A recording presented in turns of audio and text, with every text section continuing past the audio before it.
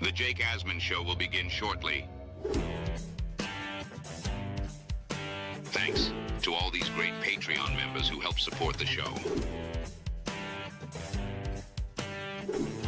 Get your super chats ready. Jake will be here in just a moment. If you love the New York Jets, this is the place to be.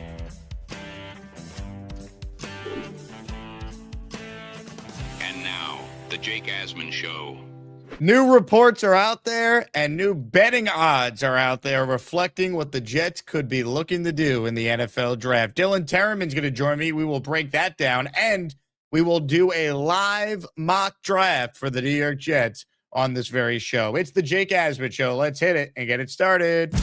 Wish you could have been a Jet, Fernando. Let's see what happens. What's your message to the Jet fans in New York? Jets, Jets. A new chapter for the Jets has started. Aaron Glenn and Darren Muji are tasked with shaping the future of this franchise. Will they be the ones to finally get it right? We will be here for every step of the journey on the Jake Asman Show, breaking down all the storylines, every game, and everything in between. Please subscribe and hit the like button below. Super chats, baby. Cut the line. The Jake Asman Show starts right now.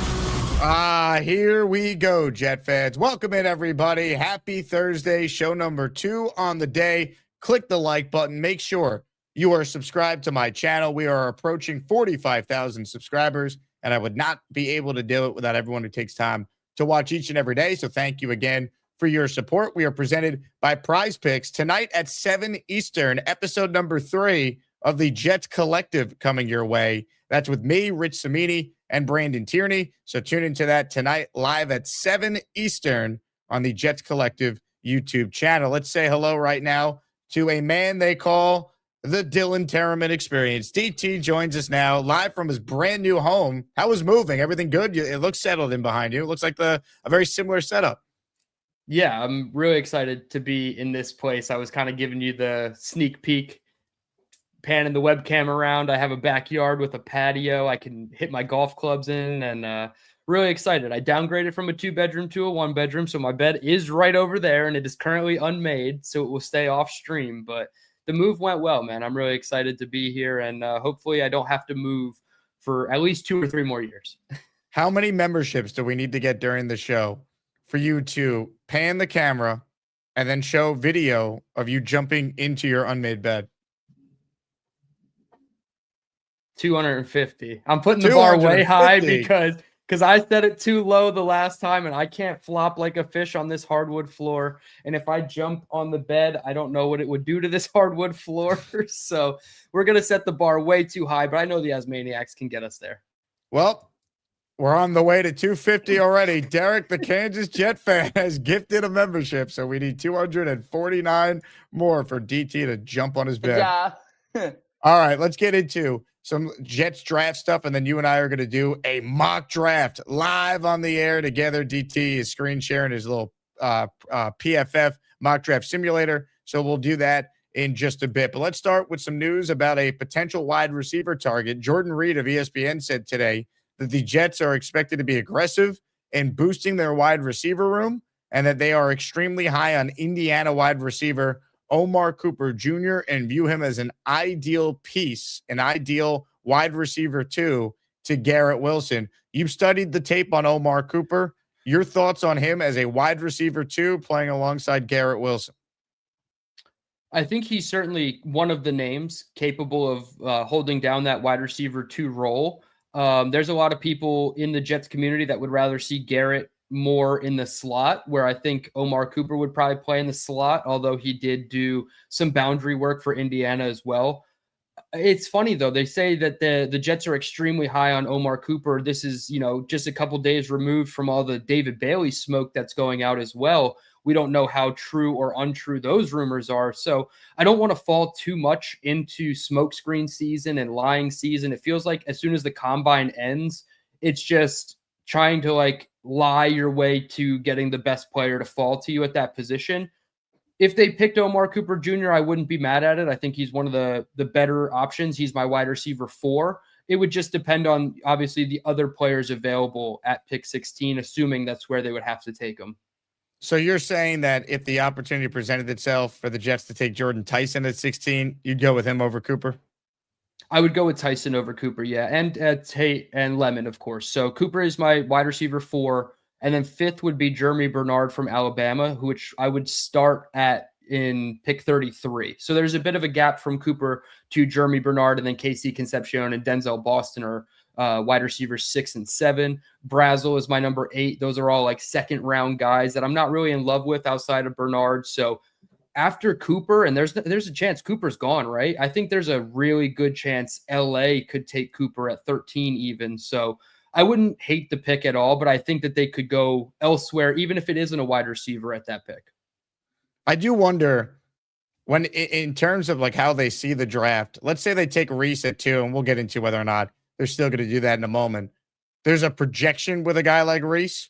There's also an injury concern with a guy like Jordan Tyson. Like, do you want to be risky potentially twice, or do you want to go with a safer pick with one of them? Or even if they take Bailey at 2, maybe then they feel more comfortable taking a quote-unquote riskier pick with Tyson. But there's probably people out there listening right now saying he's not risky, he's the best receiver, just take him. And I get that. I hear a guy with injuries playing at MetLife. I'm a little worried about that, given the Jets' luck with injuries over the years. So just kind of walk me through your thought process. Does 2 impact 16 in your eyes at all? And just your thoughts on Tyson's injury concerns. Yeah, Tyson concerns me. He's my wide receiver 3 pretty comfortably. I have Lemon as my number 1, and then right behind is Tate. They're both top 10 players for me. And then Tyson slides down. I have Tyson right outside my top 10 at 11. So I still like him a lot, but that is given I'm not in the room for their medical checks or rechecks, right? So if they don't sign off on the medicals, I'm not about the player. All assuming that they sign off on the medicals, I'm cool with Jordan Tyson. I think of it as more than just a 1-year vacuum, right? That's why I like Arvell Reese at 2 as well. We can't just look at this as like 2026, let's draft to save our jobs, because you're always going to get it wrong in some capacity, whether it's a really good player that takes too long to rise or a player who hits the ground running and then slows down in years 2, 3, and 4. So I'm cool with Jordan Tyson and the risk that comes along with it. I don't know if I'd trade up from 16, but I would 100% take him if he was the between him and Cooper at 16. I'm 100% taking Jordan Tyson. Comments, questions, super chats, they will cut the line. All right, let's get into the latest David Bailey versus Arvell Reese drama. I've seen a couple Twitter accounts say that the betting odds now have officially shifted, with Bailey being the favorite to go number 2 in this draft. So we went from Arvell Reese being a huge favorite to the comments made by Schrager, Jeremiah, and Breer, 3 of the biggest NFL media folks. And now all of a sudden it shifted where Bailey's the betting favorite. Are you buying that? Do you believe that David Bailey is now the Jets pick at 2? I don't buy it entirely. Again, it's lying season, smokescreen season. I do think that David Bailey would be a fine pick at 2 overall. I have him as my number 10 player, and Arvell Reese is my number 4. So there's a bit of a difference there. I would even consider Ruben Bain over David Bailey at the number 2 overall pick, because I know exactly what I'm going to get from him every single down, and he's going to be on the field for every single down. I think it was some crazy stat. Ruben Bain was on the field for 91% of Miami's non-garbage time snaps last year. Like, he is a true every single down player. So I don't buy the stuff about David Bailey, and it is interesting that all 3 of these guys, the predominant voices in the draft community, are talking about this. And what was the phrase that Breer used? Fait accompli. Like, it's basically like it's a lock. It's guaranteed. I don't know if I would go that far. And now that Arvell Reese is plus money, if David Bailey, keeps becoming the favorite the next like 3 or 4 days, you might be able to get Arvell Reese at like plus 150, plus 170. And then, you're making money on what feels like a really, predictively easy pick to make between the 2 players. Asmaniac Madness coming up in a bit. For those of you here for that, I see the chat already buzzing. We got our first Sweet 16 matchup with DT on the show. The Lane Train in action against Chef Kevin, so stick around for that. Here is what Albert Breer said on the Todd McShay podcast. He said that people around the league have told him that it's almost a fait accompli that the New York Jets are taking Bailey at 2. Back to, and it's not really a secret. It sounds like if the information's right, that David Bailey is going to be the guy at number 2. Is that what you're hearing? What do you have for us? I actually talked to a couple of teams that almost talked to, like, it was a fait accompli. Now we'll see. You know, the information gets a little better as you get closer to the draft, and these guys are coming out of their meetings. But Dylan, your thoughts? Yeah, I mean, if that's what they're saying, then, you know, I believe that there's some truth to it. But again, we're in that season right after the combine hits and you get all those rumors coming out of Indianapolis. I know you were there, boots on the ground. Like, you hear all the rumblings, and then it feels like everything from that point on, you have to take with like such grains of salt, because we don't know how realistic all these things are. Are they just jockeying for position to get a team like, hypothetically, the Dallas Cowboys? They're supposedly really in love with David Bailey. Are they just trying to stir up some rumors that they can get a team to trade up so that they can come out of 2, get some extra draft capital, and still land a guy that they really like later on in the first round? So I don't want to say anything is a lock, but I do think I would say that the favorite should still be Arvell Reese. And I think that they've done enough homework at this point. The Jets probably know who the pick is. And I actually would say that it's probably a scary thing if they don't know who the pick is at this point, because they've had the number 2 overall pick for over 3 months now, or 2.5 months. So I would be a little surprised if they were unsure at this point in the draft process on who their pick was at 2. I have a funny suspicion that this is still going to be Arvell Reese. I'm not buying it. I don't buy it. I think based on some of the comments that the Jets have made publicly, Glenn, at the owners' meetings, I think it still leans with Reese. I think there's an opportunity to make some money here. You can get Arvell Reese at plus odds.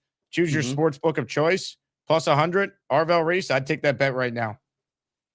Yeah, no, I would sprinkle money on Arvell Reese at plus money for sure. And if, like I said, if the, you know, outside just keeps eating up the David Bailey hype and keeps buying up David Bailey even at minus money, it's just going to make Arvell Reese that much more juicier of a win. And I'm not going to say it's free money to bet Arvell Reese, but everything we've heard this team talk about, the needs that they have, the positions they did or didn't fill on defense, I still think it's Arvell Reese over David Bailey. Comments, questions, super chats. They cut the line. We got a great giveaway on the show today. We need a bunch of entries in honor of the fact it's a signed Breece Hall helmet. When you enter for the Breece Hall helmet, you also are entered in the Saturday weekly raffle, Super Bowl 68 Joe Namath helmet. That's right. Broadway Joe signed helmet in honor of raffle 68. Also a signed Darrelle Revis helmet, signed Braylon Allen jersey, and a signed Anthony Beck jersey are the raffle prizes. So make sure you enter for your chance to win. If they were to take David Bailey, is it because he's the better player in 2026, or you think it's because they view him as the best football player that's not a quarterback in this draft? Because what I didn't like in the same podcast with Todd McShay and Albert Breer was Breer's rationale. Some of the things he was hearing is, well, you take Bailey because he could rush the passer right away to help out Aaron Glenn in 2026. This should not be a pick about 2026. This should be a pick on who's the best player over the next 5 years. And I think Arvell Reese is the higher ceiling to do that. Yeah, and the way that Breer laid all of that out, bringing in Aaron Glenn's job security, and I mean, obviously so. Like, Aaron Glenn is not on the coldest seat in the NFL. That's very obvious. But to draft with the number 2 overall pick specifically to get the best non-Fernando Mendoza player off the board, right? I don't even have Fernando as my number 1 player, but it's not David Bailey either. So the hope would be that if they draft David Bailey at 2, they have the most concrete developmental plan for his style of player, and that they're going to utilize that and execute that to the vision that they see. And people might ask, well, why wouldn't they just do something similar with Will McDonald, who's more of a designated pass rusher and not much of a run defender? They're very different players still. David Bailey is a little bit bigger, a little bit lengthier. He's got the explosion as well. I would just hope that they're not operating under the assumption that we need to save jobs, because like I said, you don't normally get the right answer doing it that way. And you probably risk doing more damage to the future of your team in 3 to 5 years, like you said, if you don't take the guy who is going to hit that ceiling and then continue to go past it, right? David Bailey is a much more polished pass rusher right now. That is very obvious between him and Arvell Reese. But is he going to be the best NFL player in 2028, 2029, when we hope the playoff drought is broken? They have a quarterback on a rookie deal who's showing, positive signs of progression and growth, and they have a defense that's going to win games for them. Is David Bailey part of that? Maybe, but it has to come down to the developmental plan as opposed to who is going to save my job, because you're not saving your job. I'm sorry. Like Jackson Dart didn't save Daboll's job, and that's a quarterback. I don't think a pass rusher like David Bailey is saving you, even if he broke, Myles Garrett's record now for sacks. Like, he's still not saving your job.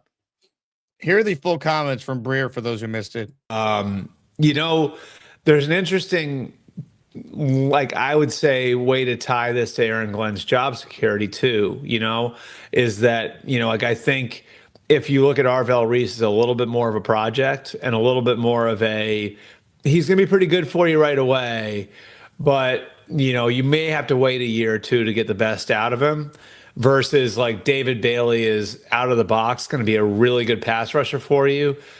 I'm not saying Aaron Glenn's doing this to save his job, but do you naturally look at that like, we need somebody to help us now? You know what I mean? Like, and we need to make sure and not even just a job security thing. It's like continuing to engage the locker room where you're able to get them better results because you're playing better as a team. Again, you should be able to engage the locker room and play better as a team based on the coach saying play calling is my superpower. He's taking over the defense. All their big free agent moves have been on defensive players. I just can't accept that you're only going to take Bailey because he's better at rushing the quarterback right now. Like, there's so many other aspects that Reese does better that I'm willing to bet on, even if the pass rush production is not there necessarily in year one or not as good as Bailey. Your thoughts on that? Yeah, because realistically, you can make the case that if you draft Arvell Reese, he's maybe your fourth edge rusher, right? And you want to work him into the pass rush plan behind Osai and Egbare, Will McDonald, and then Arvell Reese. But you also have the fallback that he's probably your second best off-ball linebacker besides Demario Davis. I would say almost immediately he's better than Jamian Sherwood, or at least the version of Jamian Sherwood that we saw last year, the first year on his $15 million per season deal. So I think that to say that David Bailey is an immediate impact player, but Arvell Reese isn't, I think is a little misguided by Breer. And I think maybe just from the pass rush angle, sure, that's great. But I think Arvell Reese is an immediate impact defender, right? Think about who's going to be the quarterback spy for Drake May, Malik Willis, and Josh Allen, right? I think about that sack that Jermaine Johnson had in his rookie year back when he was still wearing 52, and he brought down Josh when he scrambled to the right on that second and long or third and long and got the defense off the field. And that was kind of Jermaine's moment. And then he did the signature hammer celebration and we all loved it. And Jermaine was goated forever until he wasn't. But we need that type of defender who can win off the edge, hold the point of attack on the edge, and then chase down the quarterback just as fast. And I don't think David Bailey does everything that Arvell Reese does, which makes him an impact defender, maybe not an impact pass rusher, but you're still getting a day one player who's going to play on your defense immediately. Comments, questions, super chats, cut the line. Live mock draft is coming up shortly, so get ready to get your mock on, as we say around here. We are presented by PrizePicks. Download the PrizePicks app, play $5, get $50 instantly in lineups. I have some great news. I finally hit on a PrizePick play for the first time this week. I was in quite the drought, but courtesy of the Yankees offense stinking, we were able to get 2 of these 3 picks right. No runs scored in the first inning today between Springs and Weathers. Yankees ended up losing 1-0. Judge, he got himself a strikeout, which is what I needed. And Stanton, he didn't strike out, but hey, it was a 3-pick flex play, which means I only needed to hit 2. So I win. Yankees didn't win, but guess what, DT? I won. All right. Took $20, put it forward, and won 10. So shout out to PrizePicks for being our sponsor. You can make money and have some fun watching your teams even lose. So there you go. All right. We have a 10 spot from Ted Ruggiero. Ted, you're going to make it possible for Dylan Tereman to jump on his unmade bed. But if not, you're going to be in the raffle for 10. We got a signed Brees Hall helmet up for grabs at the end of the show. Here we go. Let's go. Let's go. Here's who just became a channel member. We have, let's see, Light Grenade, Sean Evans, Real Gotham, Just for Fun, RJ68, Matthew Serrano, Kyle Smith, Grim Jal Galley, and Nick JX, all receiving a gifted membership there from Ted. Ted, thank you for your support. Kyle Clifton with a super chat. He's in the raffle for 2. I can't think about Glenn making these picks and trying to save his job. This franchise is the effing worst. Your thoughts, Dylan? Well, I think to the point of trying to draft to save your job, I think if you just take the best guy and you have a commitment to your plan and you don't waver from it, and it doesn't seem like AG is the type that's going to create a plan and then blow it up right away. Now we can argue about that potentially, but yeah, doing both and trying to draft to save your job doesn't really work. I feel like we've seen this happen before, and it doesn't play out for any franchise. And if you add it being the Jets, it's probably 10x the facts that they can't get it right. So just take the guy that you think is the best and who's going to be the best for you in the next 3 to 5 years, and it's probably going to work. Again, I think Bailey's a good player. I don't. If they're taking him to try and save Glenn's job, I don't understand that, because I think Brer also contradicts himself when he says that, because he also mentions that Muji's got more rope than Glenn. So I'm going to play you this part. You give me your take on how this factors into the decision. Talking about an organization that just walked away from Jermaine Johnson and Quinnen Williams, and yes, you want the guy who's going to be best for you for the next 5 years, but based on the position that they're in, as a coaching staff, and then, how that relates to Darren Muji, who's probably got a little bit more rope than AG has, does that push you in the direction of Bailey? So I mean, what is it? We taking Bailey to save Glenn's job, but Muji has more rope than Glenn, so then take the best player, even if that means that Reese is not going to be this dynamic pass rusher right away. It might take a year or so, but he's still going to help you in other ways, as we covered. Yeah, and honestly, I mean, I think if push comes to shove with this whole Muji AG stuff, if there's a player that they're split about and taking Muji's guy could potentially cost Aaron Glenn his job, is Muji going to make that move, right? Is he going to cut the head of the snake and just say, no, this is my show. We're going to take the guy that I want. I don't know. I don't know how that rift would go between the two if they did have a difference in opinion at who to take here. So it is kind of talking in circles. Muji has all this room to work and AG has to save his job. I feel like they all have to save their jobs to a degree. Muji's probably done a better job, but I would argue he has the easier job. He doesn't have to face the media 4 times a week. So it's interesting, but I think they're going to work together to find the guy who's going to be best for the Jets, not for Muji's job or Glenn's job individually. Lou B says, who gives us a better chance against Josh and Drake? He had an opportunity, Jake, to say Drake and Josh, and he missed. He really did. He just whiffed. He just whiffed. And I'd say it's Arvell Reese, Lou B, because it's not Jeremiah Love. Got it. Lou B has radicalized Neil. Neil does not stop blowing up my phone about Jeremiah Love. I'm sick of it. They're not taking him, Neil. They're not taking him, Lou. All right? It's not happening. They're not taking a running back at 2. I'm not entertaining it. They take him at 2, then we'll talk. All right? But they're not going to take him at 2. Upstate Jet fan says, Jake dyes his hair blonde if they take Bailey. Well, why would I make this bet? Because I think there is a chance they do take Bailey. Yeah. Yeah, you don't want to do something too easy and set yourself up to flop like a fish for 30 memberships. You want to make it a little bit harder of a bet. It'd be like you'd dye your hair blonde if they took Jeremiah Love. Right. I'm with you. Let's see. All right, we're caught up on super chats. Can we open up voting for Asmaniac Madness now? You ready for the Sweet 16, Dylan? It's all happening. Dude, let's go. I'm fired up. Chef Kevin taking on the Lane Train. 2 Titans in this community. It doesn't get any better than that. Here's your look at the full bracket. We're down to 16, folks. Top left is where we start.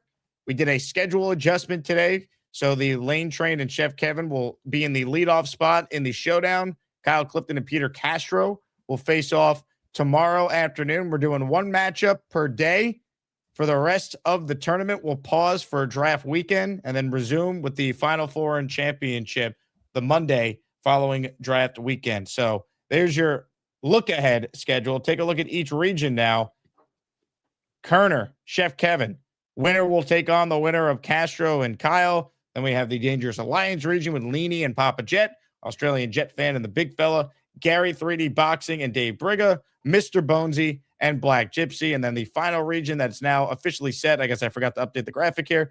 Purple Belt Mike and Party with Peg and Artie will take on Charles Gorman and the winner of Charles Gorman and Big Cho. So I've talked enough. It's time for people to vote. Asmaniac Madness, the Sweet 16, voting getting underway right here, right now. Go.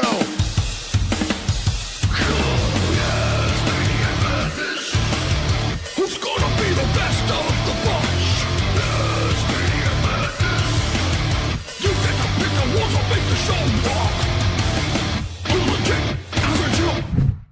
Vote, vote, vote. Chef Kevin against the Lane Train in a battle unlike anything we've ever seen before. Who you got, Dylan? Are we going to hear from Lane today? I've been told Lane will call in. Chef Kevin's been calling in. He sent in some videos we've been playing. I mean, the audience knows the candidates here. Now it's time for a decision. I love it. I'm not gonna spoil my pick yet. I usually wait when there's matchups where I like both contestants or where I dislike both contestants. I wait to the very end to see how it shakes out first. But this is the case where I like both of the contestants. Chef Kev always cooking up something great for us, and Lane, I mean, he's one of one. He's a 3 seed for a reason. So it's going to be interesting to see how it shakes out. We shall see. All right, are you ready to get your mock on?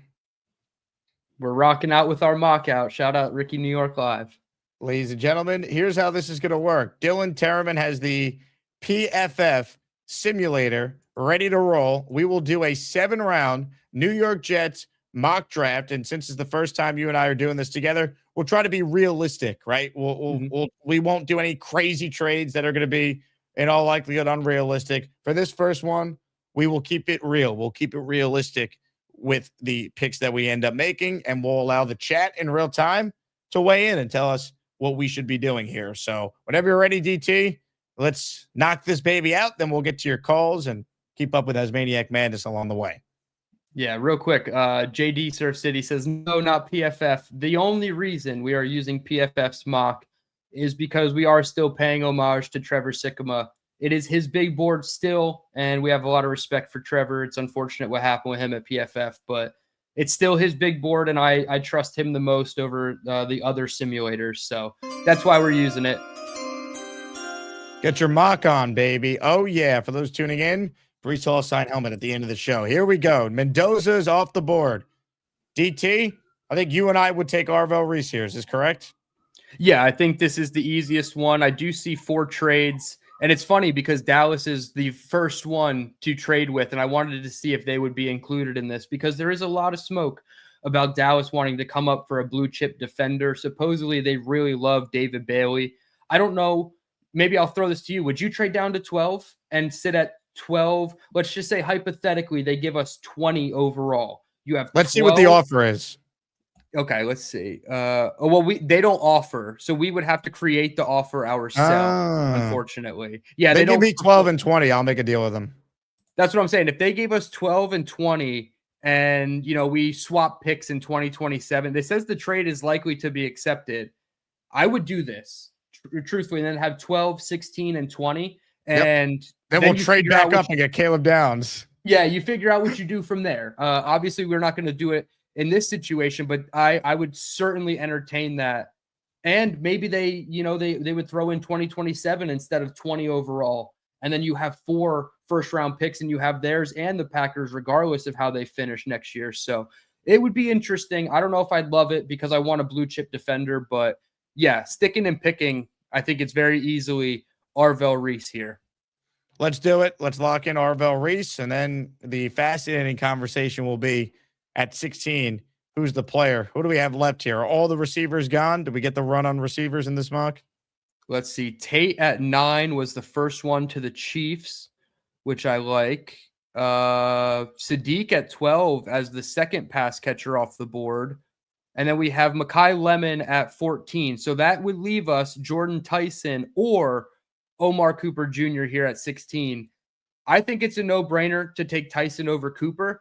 I guess the only other player I would consider is Vanga Ioane, the left guard from Penn State, just because I'm very much a component of let's finish out the offensive line. And if you have one too many talented players on the offensive line, that's a very good thing. And Josh Myers being my sixth man off the bench feels a lot safer than him being the starting center with like a day 3 pick as competition. So I would go Vanga or Jordan Tyson, but the lean would be Jordan Tyson in this one. The injury stuff scares me, but I guess we got to take him. We got to just hope the MetLife turf won't get the best of him. Yeah, and Connor Rogers said it. Over the last 2 years, he's had 2,000 yards, and you don't do that being unavailable for your team. So there is a component of like when he plays, he is highly, highly productive. So I like Jordan Tyson, and I think we're coming away with, 2 top 11 players for me. Jordan Tyson is people's wide receiver 1 at on some big boards, Connor Rogers specifically. But yeah, I think that would be an A to an A+ haul of Reese and Tyson in the first round. The argument for taking Vega would be to finish the offensive line, but I wonder if the Jets would be in a spot where they could get the best interior guy with either of their second round picks. So I lean with weapon because I think there's a drop off in the level of receiver the Jets are potentially looking at if their plan is to wait till 33 or 44. 100%. I do think there is a gap between Vanga and my next guy, who is Emmanuel Pregnon, but he is more consistently available at 33 or 44, as you see his name right here on this right-hand side. So there is the chance of, you play the board well, you can get the wide receiver at the higher tier, and then you take the second tier interior offensive lineman who could be a starter for you, just like Vanga could. In this one, though, I'm really interested that Philly took Vanga at 23 because right away he's an all-pro. Like, it doesn't matter where he plays on the Philadelphia Eagles offensive line, he's probably going to be an all-pro. Omar Cooper to the Chargers is really interesting too. So just guys that we were also thinking about here at 16, they go a little bit later. I would have loved if Emmanuel McNeil-Warren was there at 33, just being completely honest. I love him as a safety. I think if they are going to use Minka versatility and like have him in the nickel, have him play single high, split high safety, I think Emmanuel McNeil-Warren is a good running mate for him, but there's some day 3 guys I could take at safety. So I'm not too worried about missing out on him. And then the more offensive tackles that go, I am just happier. Blake Miller, Caden Proctor, all those guys, I would prefer those guys push more players down the board to us at 33, because I think we are going to get a really strong talent here at 33. And I'm eyeing up 2 guys here specifically, Jake, Zion Young and Emmanuel Pregnon. So the theme is trenches. I'm still trying to build out the trenches. I think Arvell Reese and Zion Young are very different players, but they also come with such high upside in the run game, where Zion Young makes a lot of sense to me. And then your front 7 is just absolutely loaded with 4 solid edge rushers, 3, maybe 4 off-ball linebacker types. And then you have a rotation of 3, maybe 4 defensive tackles as well that you feel good about. So I'm between Pregnon and Zion Young. Not sure if there's a guy you like here that's also available. I think I was going to say, to me, the conversation is double up on wide receiver, which I don't think they would do at 33. I think in the real world, I think you trade out. Did Simpson get drafted, by the way? Simpson did not. He is here. And I know we didn't talk about him at 16. I think everybody knows how I feel at this point. Yep. He's the dark horse at 16 to me. There's 21 players I can consider over Ty Simpson. 16 for sure. So I would understand if they didn't go that way. But at 33, you would have to consider this, right? I know you would even be on board.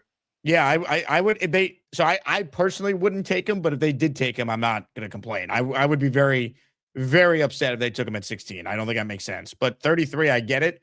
Let's for this not take Simpson, and let's go with either Zion Young or Pregnon from Oregon, and I lean with the offensive lineman because I just want to build up this team and get set for 27 and be realistic about where they're at. So Emmanuel Pregnon, the more I read about him and heard your breakdown just there, I know Dom likes him a lot, reading his draft guide. I'd be good with that. Yeah, he did play a little bit of right guard in a pinch, right? 64 snaps. That was due to injury. But yeah, every time I watched Dante Moore, I came out every time more impressed with their left guard, Emmanuel Pregnon. So you miss out on Venga, but you get Jordan Tyson. And I would rather Tyson and Pregnon than, Venga and Denzel Boston. Like, if that's the pairing, I think I would prefer what we have here in Tyson and Pregnon. So I'm with you. I always lean offense as well when I'm torn between offense and defense. Look who made it to 44. Wow. I mean, what do you think the actual chances of this are? I know Trevor has him at player 42. I think Daniel Jeremiah has him somewhere around 37, 38. Do you think there's even a 1% chance he's here at 44? Or do you think the Cardinals at 34, there's a couple other teams in that range, even the Dolphins at 43 could have sniped us for him? Do you think there's a team in this range that might look to solidify him? Cleveland at 39 even? I would be shocked if he got all the way to 44, but you have to take him here if he makes it. And I like D'Angelo Pons. I like Jacob Rodriguez. You and I watched him at the Senior Bowl together. I would take Ty Simpson here, though. 44 is great value. Great value. 33, I would understand it. 44, it's like no harm, no foul if it doesn't work out. Yeah, I almost think Muji would come under scrutiny if he passed up on Ty Simpson 4 times and then he became middle, like average player, right? That's been my whole thing is if he's an average quarterback in his first 3 years, you got to take him.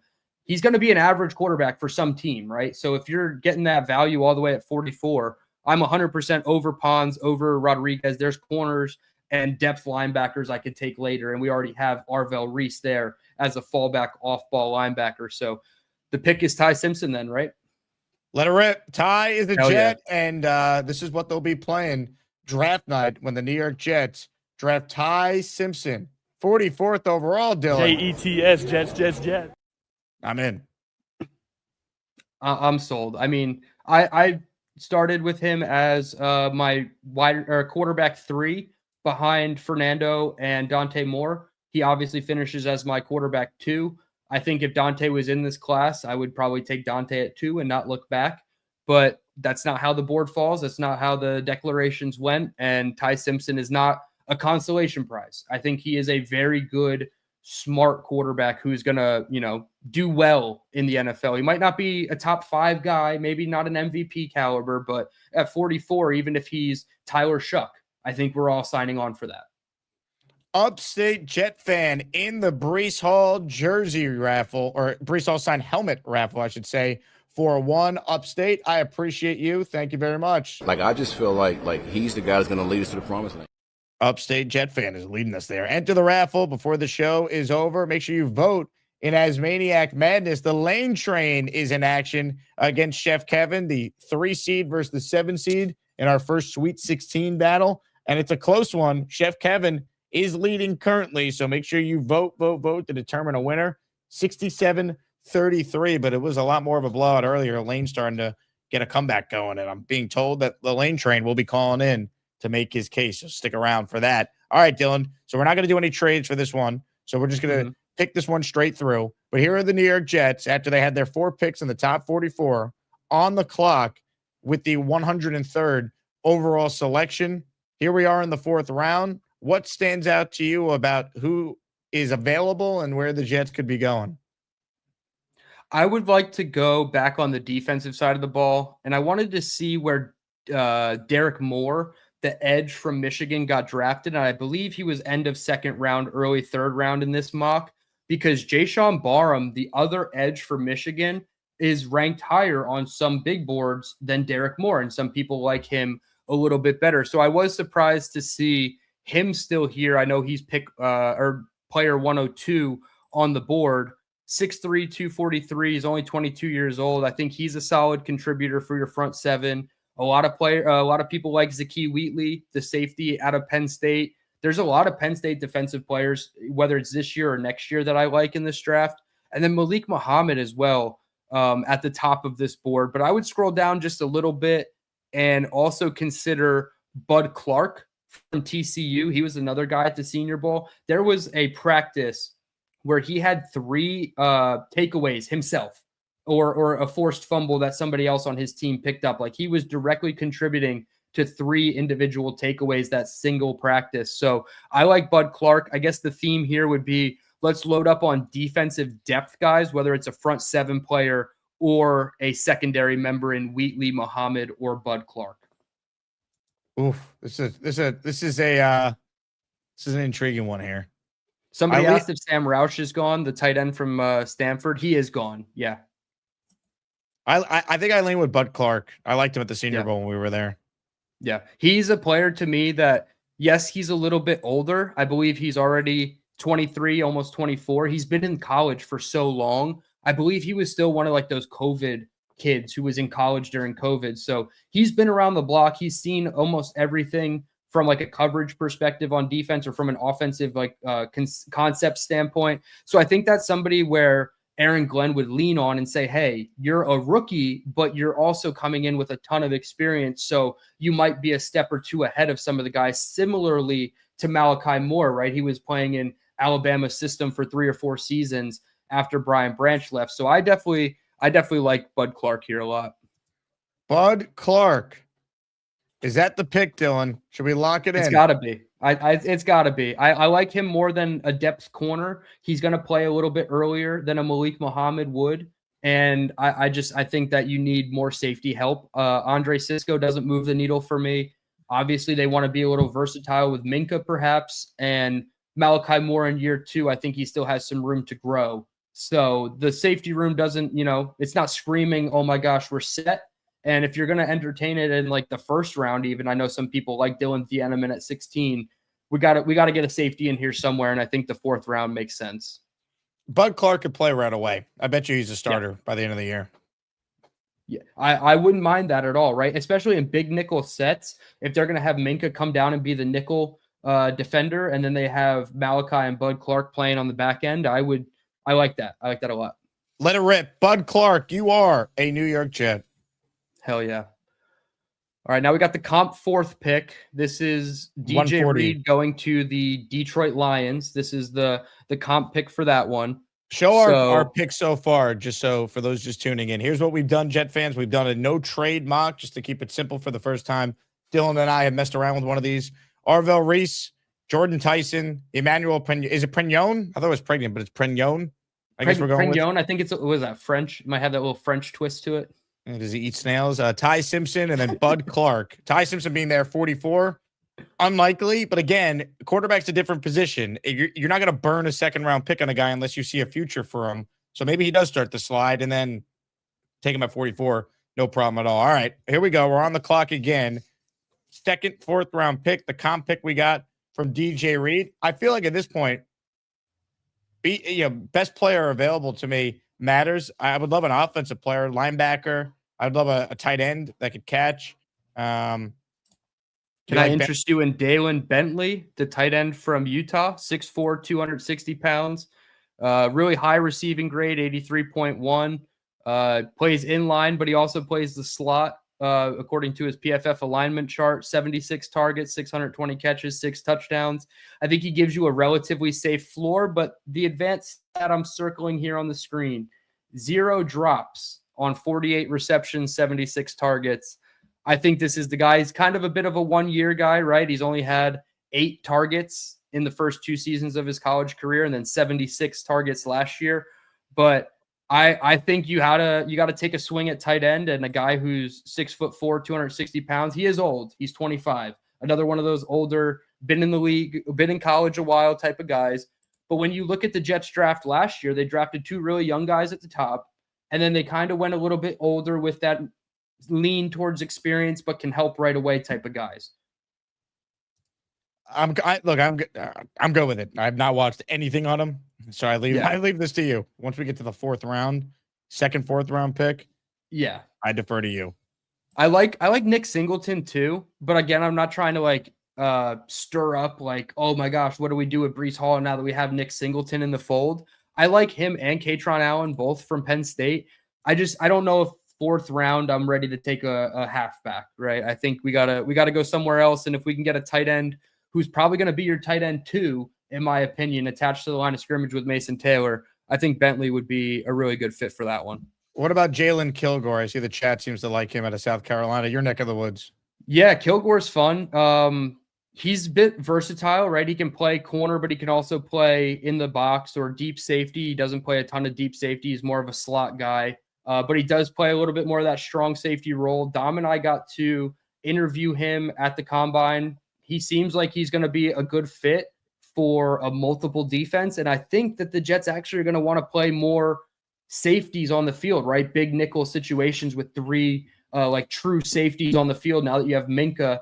But the only pushback I have is they have him listed as a cornerback, but I would view him more as a safety. And we already took Bud Clark, so I would lean a little bit away from him. But if they viewed him and said, hey, I want to play him as a corner, we could do that. I just don't think he's more of like a boundary corner who's going to come in for like a Brandon Stevens AZ type. He's probably coming in for Brownlee in the slot.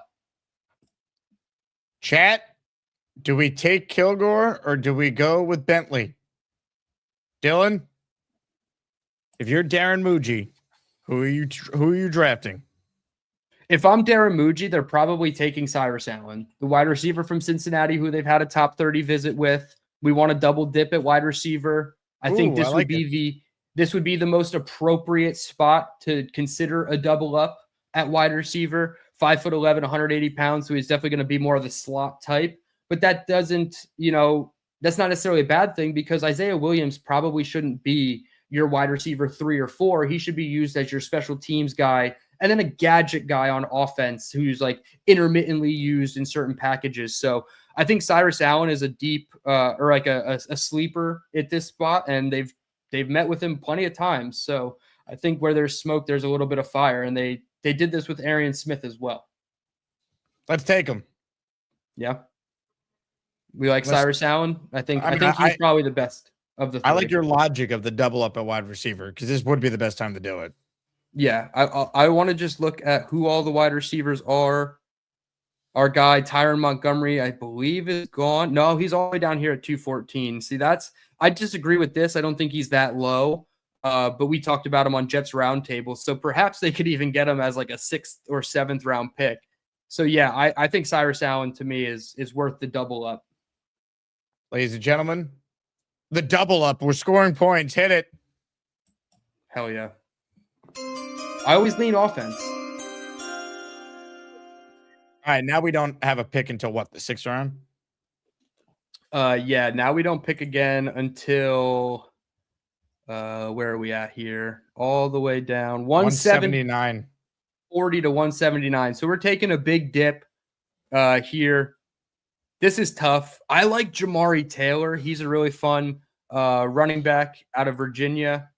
Really small, though, 5'9", 204 pounds. Not really going to give you a ton of receiving yards. Obviously, only 250 receiving yards, but he did have over 1,000 yards each of the last 2 seasons.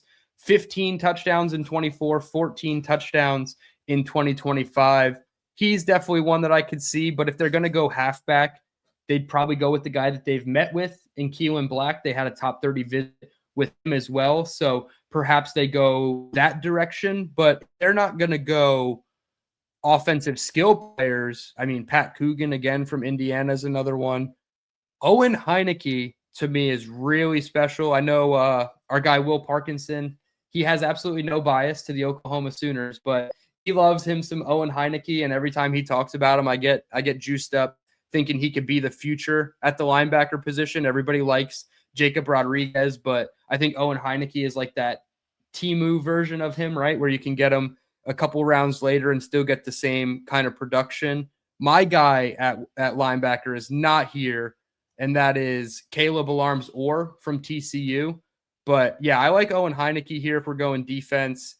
Obviously, we took Ty Simpson, so we don't. Coogan's interesting. Fernando center. Yeah, Coogan is very interesting, and he is kind of like Tippmann, right? He's 6'5", 311 pounds. So they're gonna have a lot of issues with, like, can he win with leverage from the center position? Are his arms too long to snap the ball? All the things that they said about Joe Tippmann, I think, also apply to Pat Coogan. But yeah, you're talking about just a very steady player in the run and pass, obviously for a championship team, and their offensive line won the MVP in one of the, I think it was the Peach Bowl. So there's definitely a case to be made that Coogan is a value pick to give you not even competition for Myers, but somebody who could eventually take over if Myers, like, he wasn't snapping the ball well at the end of last season. There were some pretty bad snaps last year, I remember, and maybe Pat Coogan could take over sooner before later. Look, I'm at a point where you couldn't draft enough offensive players. So if you think this is good value here, which it looks like it is just based on the board, I'm in. Let's add some depth to our O-line. And anytime you heard that guy speak, guy's got a bunch of intangible stuff. Like if you're going to bet on a day 3 guy, like I'll bet on the guy that I think has a great work ethic and will put in the time to make whatever of his career. Hell yeah. Yeah. These guys in Indiana, they're workers. I mean, Cignetti's not bringing in a guy who's going to half-ass his way. And he built that championship contender at Indiana. And I think, you know, most of these guys, when you hear them speak publicly, they are very high IQ football players. And I'm with you. Pat Coogan, come on down, finish out the line. Now you probably have 6 to 8 offensive linemen that you feel pretty good about, including Max Mitchell, who was your jumbo offensive lineman last year and came in 6 offensive lineman sets. So I don't know, man. I think we're killing it in this draft so far. If only Ty Simpson could fall to 44. Yeah. Well, I mean, even if you flipped it, right? Hypothetically, Simpson at 33 and you got Pregnon at 44. People would like that. This is a crazy good draft. And this actually makes me nervous. And I've said this before. Are the mock drafts going to be better than the Jets' actual draft? And like, is that going to make us like turn on Muji if like we can produce a PFF mock draft that's better than what they get in real life? I mean, unfortunately, we've seen this a lot, but Yeah. we'll give the Mooj a chance. I mean, with these 7th round picks, I don't really care what we do here. Maybe who's the best kicker? Can we draft a kicker with one of these? I'm sure there's at least one kicker here. Special teams. Yeah, Trey Smack. I think Zavada. Trey Smack, he's got the name, right? I wish they had actual stats and analysis on kickers. I think it's a little upsetting that they don't. A lot of people like Zavada. I was just going to say, should we let Beast get the last pick? We give him a list of names and he chooses who we take at pick 242. Yeah, I think it's fitting too if he's going to pick a kicker because he's got a foot injury he's nursing right now. So we got 2 picks left here. So before we have Beast pick which kicker we'll draft, give me another name for 228. All right, let's see. Nick Shine would love Colby Young from Georgia, the wide receiver, I'm sure. We could double up on Indiana players and take a depth running back in Roman Hemby, who helped them as well. Caden Wetjen, this is the guy that Matt Miller mocked to the Jets in the 7th round, but he's 5'9", 196 pounds. When you're shorter than me, I don't know if you should play wide receiver. And we already got a guy at 5'11" who's going to be our slot option in Cyrus Allen. So I'd stay away from him. I wish there was a quarterback here for us to just like look at. I know Taylor Green is going to get maybe Cole Payton as well as another guy. I would probably stay away from him. I would go running back, Rasul Faison from South Carolina or Roman Hemby from Indiana. Hemby it is. Cool. Hemby it is. We want winners, Jake. We want winners, and that's what we're getting.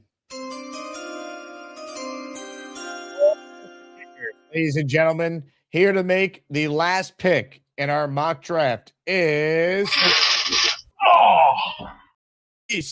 Beast Breaker 666. Beast. I just ate a nice big amount of wings today. Woo. Garlic Parmesan barbecue for my final choice. Let's get that one kicker from Oklahoma, Tate Sandal. Get him.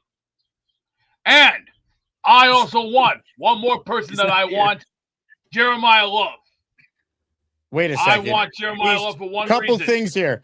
1, shut up. 2, put on your light. We can't see you. And 3, what kicker did you just mention that went to Oklahoma? Tate Sandal. Who is Tate Sandal? You'll find out. Did you just make up a name? You'll find out. No, we need to know now. We're on the clock. He's probably real. But... He's from Oklahoma. He's the kicker at Oklahoma? Ding dong. Did the cupcakes talk to you this morning, or did you talk to the Twinkies? So Tate Sandal is a real person. He is 5'9" He's junior. Look it up.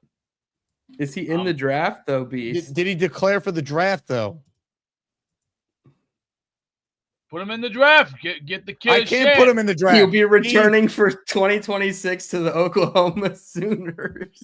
You know what? You try and do a nice thing for someone, and he picks a player who's not even in the draft. Goodbye. Gary is a cheater, and he's a disgrace to this country. I think somebody should throw him in Iran and let him be the. Yeah, that's right. Unbelievable. Unbelievable. He picked a kicker who's not even in the draft. Here's Tate Sandal. Unbelievable. Can we take Smacker then? Yes, I think it's Smack or Zavada. I know people have talked about Dominic Zavada. I wish PFF shared their stats. I'm taking Trey Smack just on the name alone. Like, if he could smack the ball through the uprights, I think we'll be fine. As long as the coach knows what the distance is for the kick. Ladies and gentlemen, the pick is in. Trey Smack will wrap up our 7-round New York Jets mock draft of champions. All right, before we scroll down and see the grade, what do you think it is? I see the B-, A-. They said we should have taken Bain over Reese, even though Reese is their number 2 player. Don't make it make sense because you can't. I think this is an A- draft, and we don't normally get A-s very often. I'll say we got a B+ because PFF is weird. B+? Grades. Okay, that's fair. They fired everyone, so no one's grading it properly. I think you're cheating. I think you're cheating, and you know. Oh, it's a B. Okay, I'll take B. Bottom 38%, though. I don't know if that's true. They gave us an A on value for Simpson, but then a D+ for Clark. I don't know. It's not even a reach. We took him at 103, and he was 117. So I like this draft a lot, actually. This might be one of my favorite mock drafts, not just because we got Ty Simpson at like an extreme value. Like, even if you switch Ty Simpson with a different name, I think this is one of my favorite mock drafts I've done. I think we did well. And again, if it shakes out, the first 4 picks in particular would have this fan base very excited. Yeah, we would be so hyped going into night 2 just on Reese and Tyson. And then you add a really good offensive lineman, and then, oh my gosh, we got Ty Simpson 15, 20 picks later than we probably should have, and we didn't have to trade up for him or take him at 16. I think a lot of people, even if they didn't like Ty Simpson, they would understand it's too good to pass up. Dylan, do me a favor, reset your StreamYard because your internet is looking very Ricky NY, and that will give me some time to talk about IndaCloud, ladies and gentlemen. And Dylan, he's a fan of IndaCloud. Trust me, I've spoken to Dylan about this. If you don't know what IndaCloud is, listen up. IndaCloud is a fully legal online cannabis dispensary with gummies, premium flower, pre-rolls, my personal favorite, the zero sugar THC sodas. After a long day of doing this show, going live, dealing with Beast Breaker, giving us draft prospects who aren't even in the draft, I need something to help unwind and stay sharp. And that's what IndaCloud has done for me. Everything is lab tested, federally legal hemp THC, and it ships discreetly right to your door. I especially love those zero sugar THC sodas. I got a promo code where you can get 35% off and try it for yourself, plus free shipping on orders over $50. That promo code is my last name. Promo code Asman at indacloud.co, indacloud.co. Don't forget to fill out the survey after you check out and say you heard about them through the Jake Asman Show. Enjoy responsibly. Shout out to IndaCloud for sponsoring the Jake Asman Show. Again, promo code Asman at indacloud.co, and you'll get 35% off plus free shipping. DT, your picture quality looks way better now. Job well done. I don't know if that's a good thing or not. I know I have a face for radio, but I love that IndaCloud ad read that you do, because every time I say IndaCloud, we'll put you on your ass, man. Shout out to IndaCloud. Shout out to everyone who's entering our raffle. Brees Hall signed helmet. We only have 13 entries during the show, so if you've never won a raffle prize, it's a pretty good opportunity for you to get in and win one. On that note, let's get to Asmaniac Madness now. Let's take a look at the leaderboard. Right now, Chef Kevin is in cruise control. He's up 65-35 over the lane train. But if I've learned anything about this tournament, Dylan, you don't count out any Asmaniac at any point. And I'll explain why. Because on the line right now is the lane train. Hi, how are you? Bruce Hall. That's good. Hi, Yeah, I Lane. know. I see that he's leading 7-3. Oh, hi, Dylan. I'm Tereman. Hello, Duke. Lane, why should people vote for you over Chef Kevin? Well, because I think I'll do good, because I like whenever I call and I talk about how they're going to be for the draft. Mm-hmm. I think that I'm good, you know. Can you give us a choo-choo? Choo. And yeah, I mean, I said the draft rankings. Honestly, I think that you take Omar or do you take Reese in the draft? What if you take both? Yeah, I know. Like you take both because they're picking, you're picking in the draft by was it like 12 you have? 2 and And 16. do you pick 16 in the draft? Yes. It's like 3 weeks now until I think it's when it starts April something. Yeah. 2 weeks. Yeah, 2 weeks now until the draft starts. Or do you take somebody else in the draft? Because I know that every team is gonna pick. So yeah. So I'm just a little tired. I worked a whole day. So yeah, What are your thoughts on having a job and Charles Gorman still doesn't have one? Charles Gorman? Well, I thought he was gonna interview for the job at was it Wendy's or something? That's what Nick said. They chose to go in a different direction, Lane. Oh no. I guess probably because you probably eat all the food. That's why. Yeah, I know, but don't get me wrong. He's nice. I gotta tell you, I guess everybody's nice on the show. I mean, but I know that Charles Gorman likes his dots, like the dots can. Look, Charles Gorman, he's got to get his priorities straight, like you, Lane. He's got to put that time in. Him as a Colts fan, I don't know who you take. I mean, there's a lot of people out of LSU and TCU that you could pick, but yeah, I mean, we'll see what it has to do. I mean, the rankings in the draft is going to be very interesting to see. Lane, can you give us your own personal draft rankings next time you call? Okay, thank you for taking my call. Lane, good luck. All right, keep doing your thing. Yeah, okay. Hi. Sorry, everybody. See you next call when we talk about sports again. Outstanding call from the Lane train. Will it be enough to mount a comeback, though? That's the question. That call was sponsored by IndaCloud. Ladies and gentlemen, a super chat or super chats that we must hit. But first, Joey Windows is in the raffle for one. Thank you very much, Joey. Let's go. JETS. Yes. All right, let's go. Ralphie checking in. He's in for two. What does DT think about Edge Cassius Howell at 33 or 44? I would be okay with it. Like we talked about at 33, Zion Young would be my preference there as an edge rusher. I just would go for the theme of run defense upside. I think he's still a really good pass rusher. Cassius Howell, I mean, obviously the length concerns, right? Him and Ruben short Bain arms.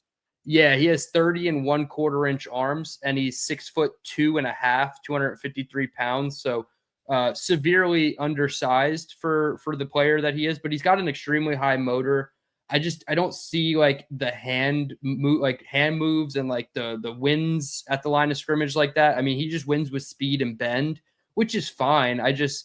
I would prefer somebody else, but I guess like I don't hate it, I would say.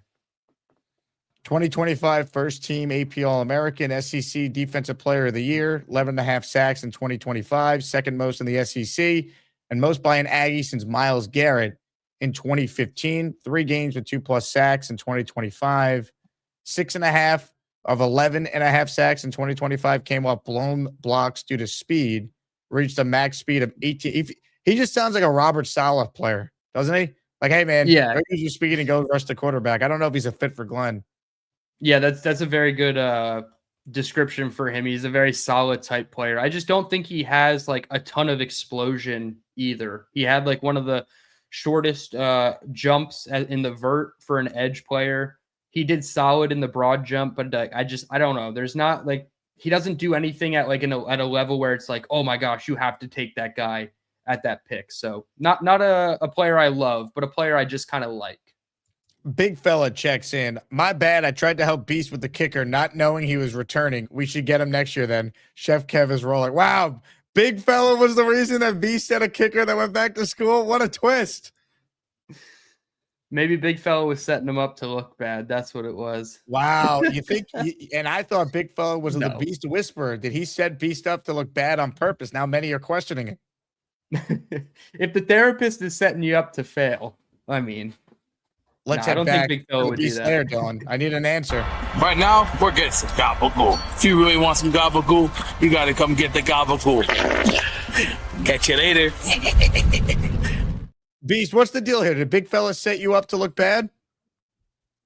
No, it's just right now my mind is on a lot of things. I'm right now doing some maps right now. I want to figure out where I want to go for a while. I want to try and travel, but I don't know where to go. My mind's blank. It just went flat like a soda. What do you mean you don't know where to travel? My brain has been fried like an egg. It's not functioning right now. Why don't you try and, I don't know, leave the attic a little bit? Start there. Try, as Steve Urkel once said, been there, done that.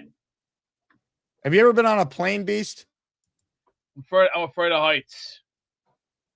So you've never been on a plane? I'm afraid of heights. Stomach. How are we traveling with no transportation? Yeah, so what's the travel plan? You'll find out in the coming time frame. Well, you don't have a car. Let me just say for everybody here, I wish everyone would. I wish someone would give me driving lessons, but nobody has the damn time anymore. You got to go to driver's ed. Don't worry about it. And we're getting and get Jeremiah Love. Okay. I'm gonna bring him up. I love the kid. The kid's got speed. He's got charisma, and I've seen his work. Beast, let me connect you with another guy in this community that doesn't drive. Gas station pizza is better than a Big Mac. You guys don't think it's so funny that I'm disabled? Like it's so funny. Let's make fun of the guy who can't drive because he's disabled. You're a snitch, how's it, Beast? If you cleaned up your diet, you get 80% better at least. Most of your anxiety, most of what keeps you down would be cleaned up, and you would lose 70 pounds. You know just clean up your diet. This is Uncle Vincenzo. You know who Uncle Vincenzo is? It's Italian. I don't. Okay. That's Vincenzo. I'm just helping you out, Beast. Do what you want with it. Obviously, you're in great physical condition, and everything seems to be on the up and up with you. Gary is a cheater, and he's a disgrace to this country. I think somebody should throw him in Iran and let him be the. Yeah, that's right. Gary, I will mop the floor. Dude, you will get the floor mop. I will mop the floor with you all night long. I will mop the floor with you. What if I have this pain right now on my foot, I would mop you up all night long. You wouldn't do anything. You wouldn't do anything. You're 400 pounds. You can't leave an attic. You're mentally disturbed, and you're physically disgusting. You won't do anything to anybody ever. You live in your mom's basement or attic or wherever you are. You won't do anything. Just knock it. I gave you practical advice to make your life better. Look at you. How could it possibly get any worse? Cheater. You have no balls. You probably got the littlest thing of eggs in your brain, and your IQ is no lower than cheap toilet paper. That doesn't even make any sense. Your IQ is no lower than toilet paper. That's not even a sensible statement. No, it would be higher than that. It's like you're clearly like there's something seriously wrong with you, and all you do is insult people.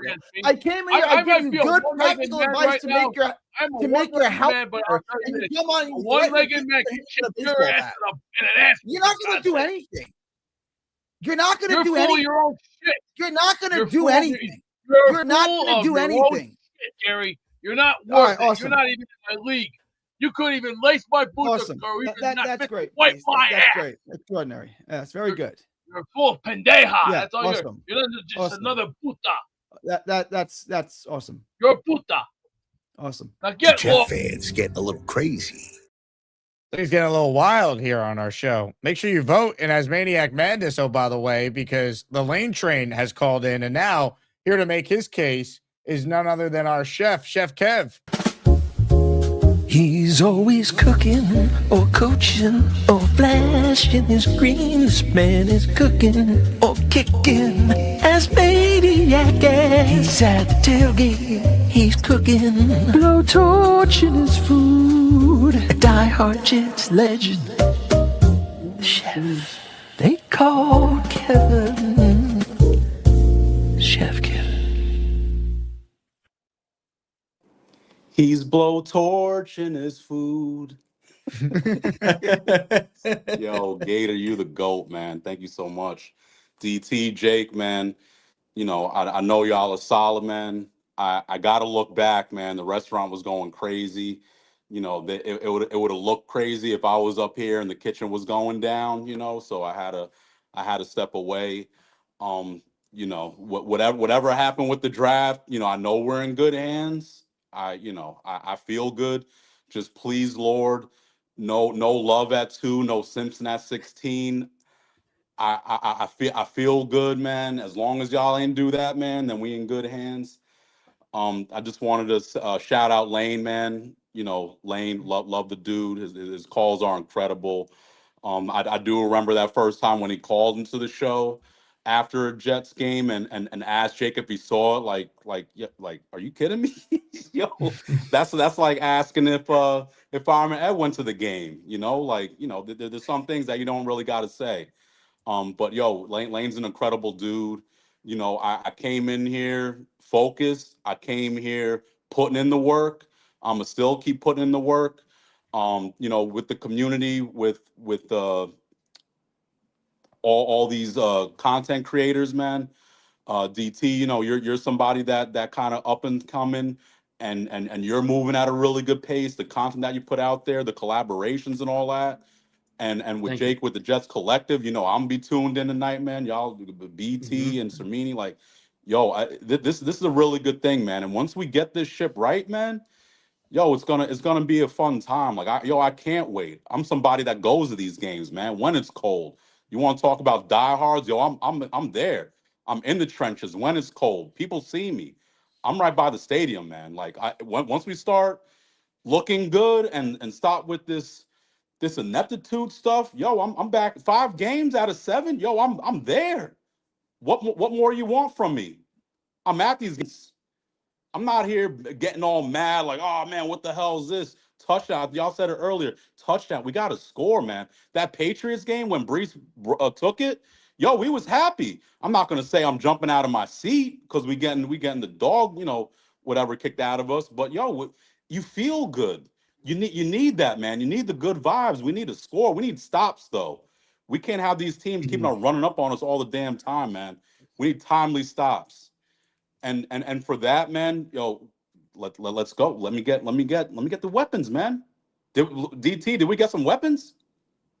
Yeah, we got plenty of weapons. I had to close out the tab, but Jake and I got doubled up two a wide receiver. receivers. Yeah. We got Jordan Tyson at 16, and then we got Cyrus Allen in the 4th round with the comp pick because the Jets they met with him as like a top 30 visit, the wide receiver out of Cincinnati. So they got a boundary guy in Jordan Tyson, and they got more of a slot guy in Cyrus Allen. Come on, man. Y'all feeling like, see, y'all know, man. This is it. Yo, the fans, like, we know. It's almost like when people come on and be like, yo, you guys don't know anything. Yo, we've said a lot of stuff in the past, like, yo, the Fields ain't it. We said this stuff before, like when Rodgers went down, like, yo, we need a backup. Drafted Zach, yo, we need backups. We need talent. Like, yo, we say all this stuff. It's like, for us, it seems easy, but you know, it's a little different when you're putting salaries and all that kind of stuff together. But yo, with that mock, man, yo, I'd feel good going into training camp. Like, okay, it's something we could build on that. you know, and then see where the thing is at. We got rid of the whole coaching staff is gone. All of our top play, everybody's good. This is a whole new team. The system's different, right? Because it's not the same system as last year on offense or defense. This is all new stuff. Let's see how it works, man. We find out if the guy can coach. That's what it comes down to.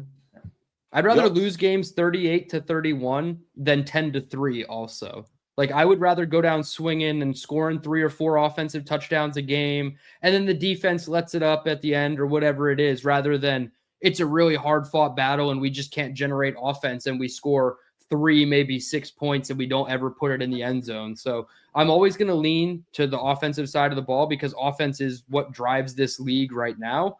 But you also, we did a good job. I think we did pretty half and half as well. Like, we took Arvell Reese at 2. We took a handful of guys on defense. I know we took Bud Clark, the safety from TCU. So we did a good job of mixing it up. But you got to go offense in today's league first. So I'm with you, man. Yep. But here's the thing: a good defense helps sets up your offense. You get a 3 and out if you can flip the field. Special teams helped us out last year. Get a takeaway or something like that, whatever those are called, interceptions, right? What a concept! Put us in better field position, and then we score on points, man. Yeah, then we that's score fair. on points. Yeah, 100%. Yep. Chef, you're dominating right now. I think it speaks volumes on the type of caller you are in the community. Hold on, no one wants to see that. That's not the there. It is. So keep doing your thing, man. Right now you're up 64-36. You have a spot in the Elite 8 if you clinch this victory over the Lane Train. Yo, man, I'm giving this to the chat, man. I'm giving the community, like, the love that I'm getting, man. Yo, it's unmatched. It's heartfelt. It's driving something. I got the battery.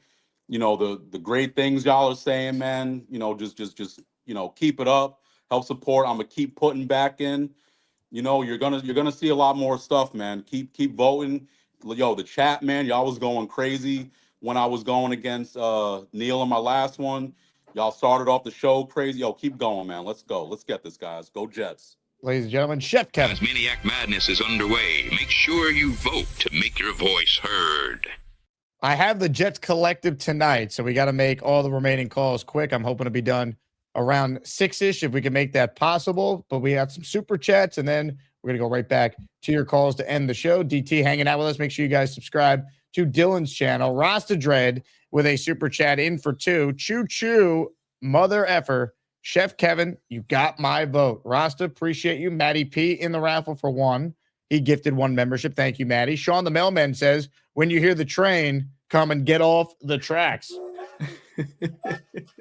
Right now, Chef Kevin is running through the Lane Train. 64-36 the score. Mike D's Nuts in the house says, get me in that raffle, please. Vote for Chef Kevin. Mike got you in for 4. Thank you. Jetaholic says, what are the odds we get a veteran receiver? Also, if you had to pick 3 day 2 to 3 QBs that have the most potential, who would fit best for the Jets if they take one? Draft needs to be here already. LOL. Agreed. Could they get a vet receiver? I think they're going to sign someone. I think the name everyone's looking at is Brian Thomas Jr. We'll see how likely that is come draft weekend. That feels like a draft weekend type of thing. As far as the upside at quarterback, Drew Aller, I think, is a huge, swinging for the upside type of prospect. Taylor Green of Arkansas, Cole Payton from North Dakota State. Those are 3 that stood out to me. What are your thoughts on that, Dylan? Yeah, I would say of the day 3 guys, and I don't love any of them, whether it's Beck, Aller, Klubnik, Taylor Green. I don't really love any of them. I guess I would just say right now, because we don't have a veteran quarterback 2 in the room, maybe you go Carson Beck, because I think he projects as like the person who can get on the field the quickest as a competent backup, and he can get you out of a game if Geno gets hurt or he's not performing well. So I would say of the bad options, Carson Beck, I feel like he has the best quarterback 2 in him. We can't be 1 injury away from Drew Aller playing football for the New York Jets. Like, we just can't have it. We're probably going to have to still get a quarterback 2 for $6 million on the open market, and there's not really any good ones available. So I would say Carson Beck, and it's not really a great group of guys. And then for the veteran wide receiver, I'm with you. Brian Thomas Jr. needs to be like a fallback plan. If they miss the run on wide receivers at 16, go trade for Brian Thomas Jr., and then you have a really competent 2B or really a 1B to Garrett Wilson. Super chats, cut the line. Donna, thank you. In the raffle for 2. Luke in the raffle for 1 by gifting a membership. Stay with your calls now. Michael Levinson's next. What's up, Mike? What's up, guys? Prison Mike. He's got the shirt on and everything. So I'm Let's always go. going to have the shirt on. I was given the title, so I got the dark and the light. Jake, who won in the King Lowski bracket against PMB? Purple Belt Mike. So PBM defeated King Lowski. Okay. That was the final round of 32 battle. Yes, I was in the extraordinary bracket and got extraordinarily killed against Mr. Bonesy. Geez. I don't know. I'm looking at these top picks. I don't even know if I would take Simpson at 44 because if Woody didn't tell these guys when you made these trades and you got 2 years of capital that you're good for 2 years, these guys more Glenn is going to coach for his job. He's never pulling Gino out. So why would you draft a Simpson at 44 to sit there for the whole year? If he's never going to play because he has to win games. Well, look at it from the other lens, though, Michael. If they're not winning with Gino, the lever he could pull is going to Simpson. If the team shows life, if Simpson looks good, he sells Woody on a plan. Hey, Gino was not our long-term answer. We got our guy now. Give me another year to surround the team with what he needs to be successful. That's the selling point, right? That's what Dable tried to do to John Mara to save his job, but it wasn't enough with Dart. Like that would be the selling point. I understand that, but I think you need 4 solid starters with these 4 picks. People who are going to play now because, listen, everyone says next year is going to be a better class, but we never know that. But, Ty Simpson, people are all over the ball with him. Dylan, what do you think? Right? 44, you would definitely not be upset about that. I wouldn't be upset at 16. We need a quarterback so 16? bad, dude. And I think Ty Simpson has NFL caliber traits. I do. I think his pocket presence is pretty damn good. The way he just seemingly evades pressure. Like he just dips his right shoulder and just throws the ball easily at the back of his drop. I like him at 16. I like 21 players ahead of him. I think Ty Simpson graded out as my 21st or 22nd player on my board. So I understand if they don't take him, but at 33 or 44, you're playing with house money. And you talked about all the capital next year. I don't know if they're going to be here to make all the picks next year. So there's a good chance that they, have to operate under a slight 1-year window, which again, I don't think there's a true, I like the path. They're just drafting to save their job, right? But I do think Ty Simpson is one of those guys where if he hits, he's saving a lot of people's jobs. But is next year's class in your eyes a lot better than a Ty Simpson? It's hard to say. Right now, it's really hard to say. I had Dante Moore rated higher before he went back to Oregon, so he would already be somebody who, if he just did the exact same thing, I would have him higher. I would probably have Arch Manning higher because I think Arch he would be 1-1 in this draft, and we would be Fernando Mendoza. But after that, I don't know. Drew Nestamaker, I'm not quite sure out of North Texas. Julian Sayin has some issues as well from Ohio State. Right. Ian Mensa was cool. We love to say, next year, but what happens if 3 of those guys get hurt, one of those guys stays back and one guy transfers, then all of a sudden we're expanding to pay more. So I would say if you have the opportunity with the value to take him now, you take him and you don't look back, because worst case scenario, you're back at the pick next year and you have a quarterback sitting there that you like, and it might not be the guys making the pick. It might be a new head coach and a new general manager. Well, according to Jake's friend Cole Thompson, more stinks. Okay, when I heard it when he was on I don't know show. about that one. He's out on more. I don't know. Right. Go ahead, Jake. Go ahead. No, I was just gonna say, Michael. Here's why you have to consider Ty Simpson. Do you hear that? Do you hear it? No. No. Do you hear it? You take him, you hate him. 16th pick, trade up for him. At Alabama, only 15 starts. And Combine does Jets chant. Jets, Jets. The Ty Simpson talk is back. All right, rapid fire, more calls. Tristan Oliver, he's going to tell us that Ruben Bain's the best to ever live. Hello, Tristan. No, I'm not going to tell you that Ruben Bain's the best to ever live. I'm just going to tell you that Bailey will be the most ass second pick of all time. That's really all I'm going to say. If it's Arvell Reese, it's cool. Arvell Reese is just the stand-up version of Ruben Bailey. It's okay. I know I shared that Ruben Bailey or David? picture of We'll never know because the Tristan in Oh, there shit. was That asked, sucks. like, what do you think? He did say Ruben Bailey, though. More of your calls right now. Let's say hello to a woman who is on a run unlike anything we've ever seen before in this tournament. Is this Mike D's nuts? No, it's Queen Lenny. Silver hair beauty. She loves the Jets. Lenny used one punch to take down the beast. Queen Lenny is the best. The Asmaniac home pass. It's Queen Lenny. Hello, Lenny. Hello. All right, I know you're in a crunch, so I'm going to hurry. I just want to say I agree with Chef Kev. You guys are doing a great job. Proud of you. Also, I agree with you, Dylan. Yes, I want to be competitive. So if we lose 27-24, it will still break my heart, but it's better than getting blown out every week. So I'm with you there. Sorry, this is like a day late. I couldn't call in yesterday. I just had to call in from the controversy that Beast keeps saying about our round together. He alleges voter fraud, Lenny. We're still talking about this one. He just can't lose respectfully.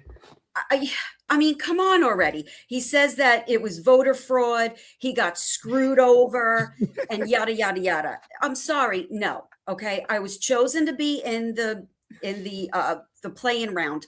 I won that round.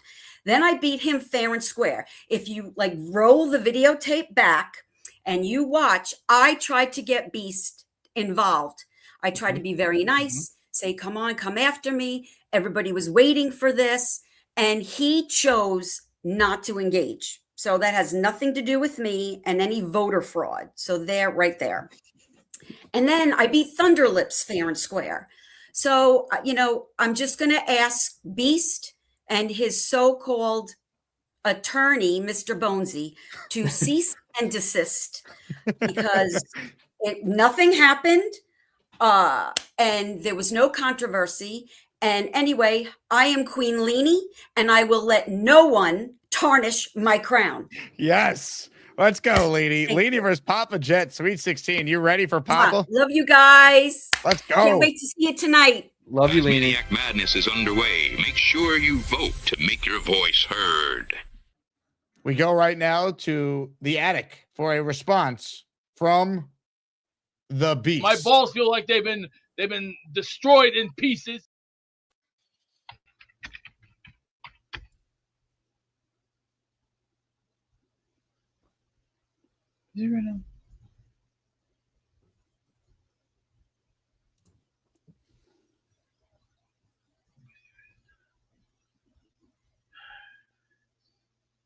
That's Texas Roadhouse.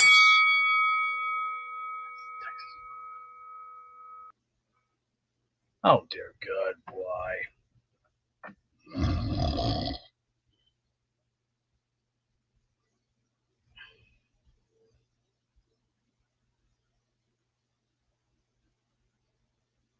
Hello, Joe.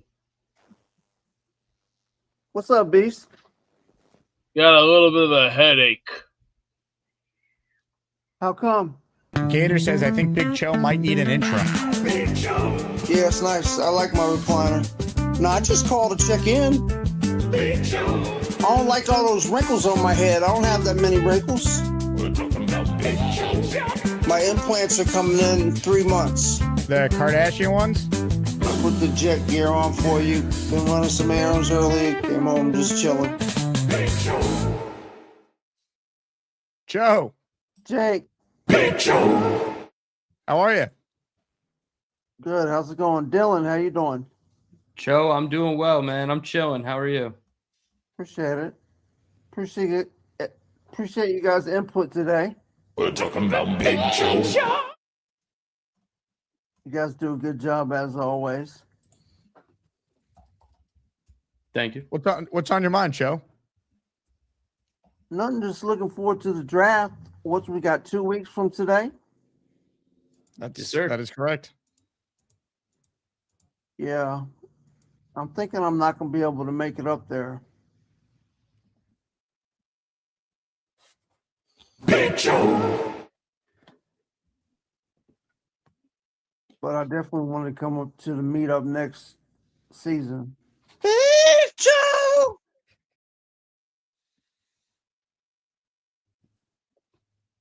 But I hope you guys have a good time, though. Jets, Jets.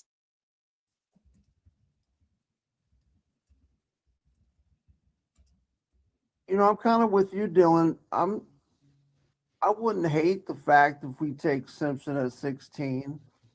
Mm-hmm. If you swing for the fences, you might as well take a chance if you think you're going to lose your job. Yeah. Again, I don't want to operate under the let's draft to save our jobs. I think you try to get the best players at each pick. And I do think that there's a case to be made that Ty Simpson and the potential that he brings to the team is better than, I don't know, a safety, right? Or an off-ball linebacker or a defensive tackle. There's positions that I think Ty Simpson would be better than at 16. But if there's a wide receiver there, like there was in our mock in Jordan Tyson, then obviously I think you take the playmaker and you don't look back. Big Joe. Right. What other wide receivers do you like at 16?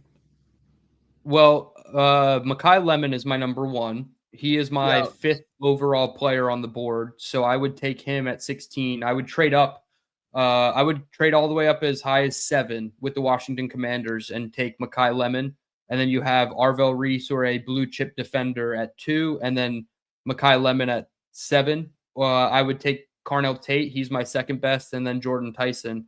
I get a little weary about Omar Cooper Jr. or Casey Concepcion or Denzel Boston over Ty Simpson. Maybe you could convince me Cooper, if they really love him, is worth the pick over Simpson. But I think there is a tier break with the wide receivers where you have to consider a guy like Simpson. Okay. Big Joe. Big Joe, thank you very much. Excellent call. Keep it rolling. Tristan is back. Tristan, please tell us more about Ruben Bailey. Ruben who? That's what you said. No, I got a phone call and it must have like skipped over. So Big Joe. Ruben Bain and Arvell Reese, like I'm good with either one of them. They both have technique and they both have what you call play recognition, which David Bailey does not have. And I just don't want to be here week 3 with you blowing your top because a team ran for us 150 yards to David Bailey's side over and over and over again because he's lazy. And if he doesn't get a passing down, he takes a play off. I just don't want to see that. I'd rather see one of 2 players, Reese or Bain, that have play recognition that could diagnose a play and make a tackle for loss, because you know how like that's what's going to save Aaron Glenn's job, not a team that can't even get into passing down situations because we can't even get a lead. Why are we worried about lead killers if we can't even get a lead, or game closers if we're not in a position to close a game? It doesn't make sense to me. And I'm not going to say that Bain is the best player in the world. I'm just going to say that even PFF thought that Bain was the better decision. That's all. I'm out.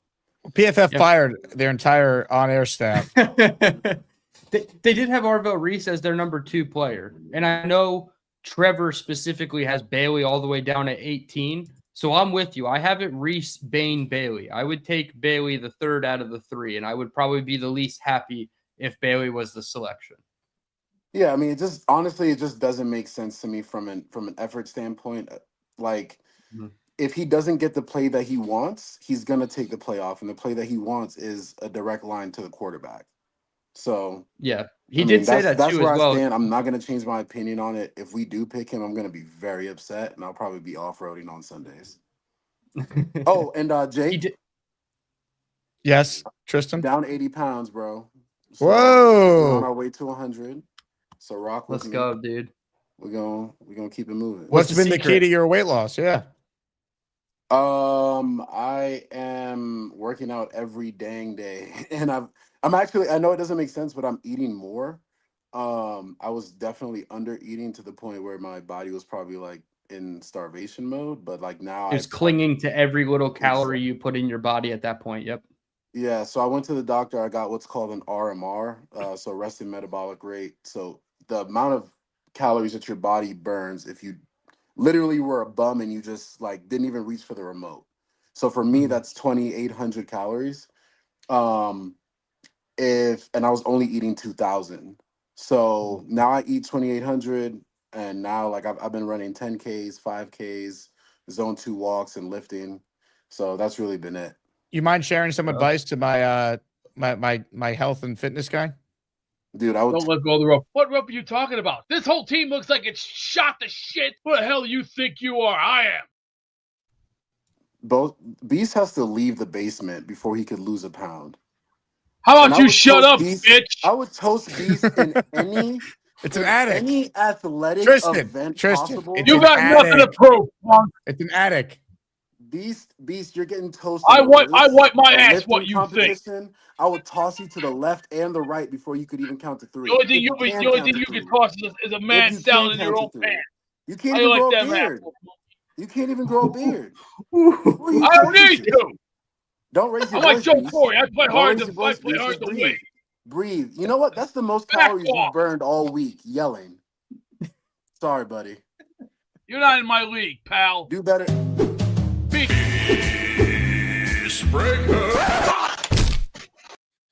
Tristan, congrats on the weight loss, man. That's awesome. And no, that is awesome. 80 pounds is no joke, man. That's great. What if we take Arvell Bailey? Could you imagine? Let's just take Ruben Reese and be done with it. More of your calls right now. Let's say hello to Derek, the Kansas Jet fan. Before I bring him on, reminder, Raffle's coming up shortly. I have a signed Breece Hall helmet I'm looking to raffle away. What's up, Derek? Hey, Jake. Hey, Dylan. Hope you guys are having a good one, man. Not much. I just I kind of wanted to echo the sentiments that Chef Kev was bringing up about just an abysmal offense. I thought you guys killed that mock. If that's actually what the Jets ended up with, I think I'd be super happy about that. We need weapons, and if we could come away with 2 receivers and a tight end at any point, I think I'd be super ecstatic about it. I really love if we could trade back a 33. I'm hoping somebody really sees value there, and maybe we can go get a third. I really like Chris Bell a lot from Louisville. I think he broke his leg last year, but you put the film on ACL. ACL. Okay, thanks. I think he's a really explosive playmaker with some good yak ability. I'd be super happy about that. It gets so frustrating watching this team every single year, and we struggle to score more than 10 points in a league that you got to score points to win. Just really tough. Definitely love edge at 2, receiver at 16. You know, if Ty's there at 33, I feel like everybody talks about like the next quarterback class, like before this year is Drew Aller, Klubnik, Nussmeier, Sellers, and it's like almost none of those guys panned out in the regular season. So I know everybody's getting excited, and I do believe that next year is going to be a really great quarterback class with like Sellers coming back and more, and you know you got Arch and Sayin. So it's definitely nice that we put ourselves in. Muji got us in really good position to have 3 firsts in order to get to that next year. But I was wondering, DT, if maybe we could ship back out of 33. If we could get a third, what you'd be interested in taking there at 44, and then maybe the third. Yeah, I like Chris Bell as well. And I think at worst, you have a guy who redshirts and is ready for 2027 and was probably a first-round talent that unfortunately just got hurt in December of his final season in college. So I do think that, you know, wide receiver would still be in play at 44, obviously, depending on what they did at 16. But if we're trading back from 33, that makes it interesting. I would probably go more of like Jacob Rodriguez, probably non-premium positions, right? If we're in that like 45 to 60 range in the second round, depending on how far back they move. Because if they want to get an extra third, they're probably going to have to move back a decent amount of picks, or somebody's going to have to come up for a quarterback and overpay. So, yeah, if we're in that range, I would look at linebacker. I would look at potentially a corner. I know they signed Deshaun Wright to a 1-year, $5 million deal. I still think they need one more guy because AZ was very unhealthy at times last year. He never really recovered from the shoulder. And although Brandon Stevens was okay, his performance doesn't merit outright starter with no competition. So you start targeting positions like that. Maybe a tight end, Eli Stowers from Vanderbilt. He would be a really intriguing guy there. So, yeah, you could start looking at non-premium positions if you traded down from 33. Yeah, tight end, receiver, corner, linebacker. Heck yeah. Yeah. Well, I think that's it. I'll take the rest off call. I hope you guys and the rest of fellow Asmaniacs have a good one, guys. JETS. Jets. Let's go, baby. Derek, well said. Appreciate you. Last chance here for the raffle. We got a couple big contributions from the community to hit. First things first, Mike Dems dropping a 5 spot for the people. Let's go. I hug him every day. I hug him every day. 5 hugs from Mike Dems in the form of gifted memberships. Kyle Clifton in the house. $50 super chat. That is 10 raffle entries. He's playing to win a signed Brace helmet. Hello. You play to win the game. Here we go. He says in Asmania, we have no queens, parentheses lean, no kings, parentheses Lowski. 3D went out with Smell-O-Vision. We slapped a blockade on Castro 60 years ago. We revere guys who make tackles here, and that's Kyle. Let's bring this home starting tomorrow. Vote Kyle Clifton. Hashtag Cliftonian era. Kyle Clifton making a case for you to vote for him in the battle tomorrow afternoon. Peter Castro, Kyle Clifton, head-to-head for a spot to take on, it looks like it's going to be Chef Kevin. That looks like where we're headed in this battle. Here's your look at the inside-outside region. Kyle Clifton and Peter Castro tomorrow afternoon. Let's go. It's happening. It's Jets, Jets. I love Fireman Ed, too.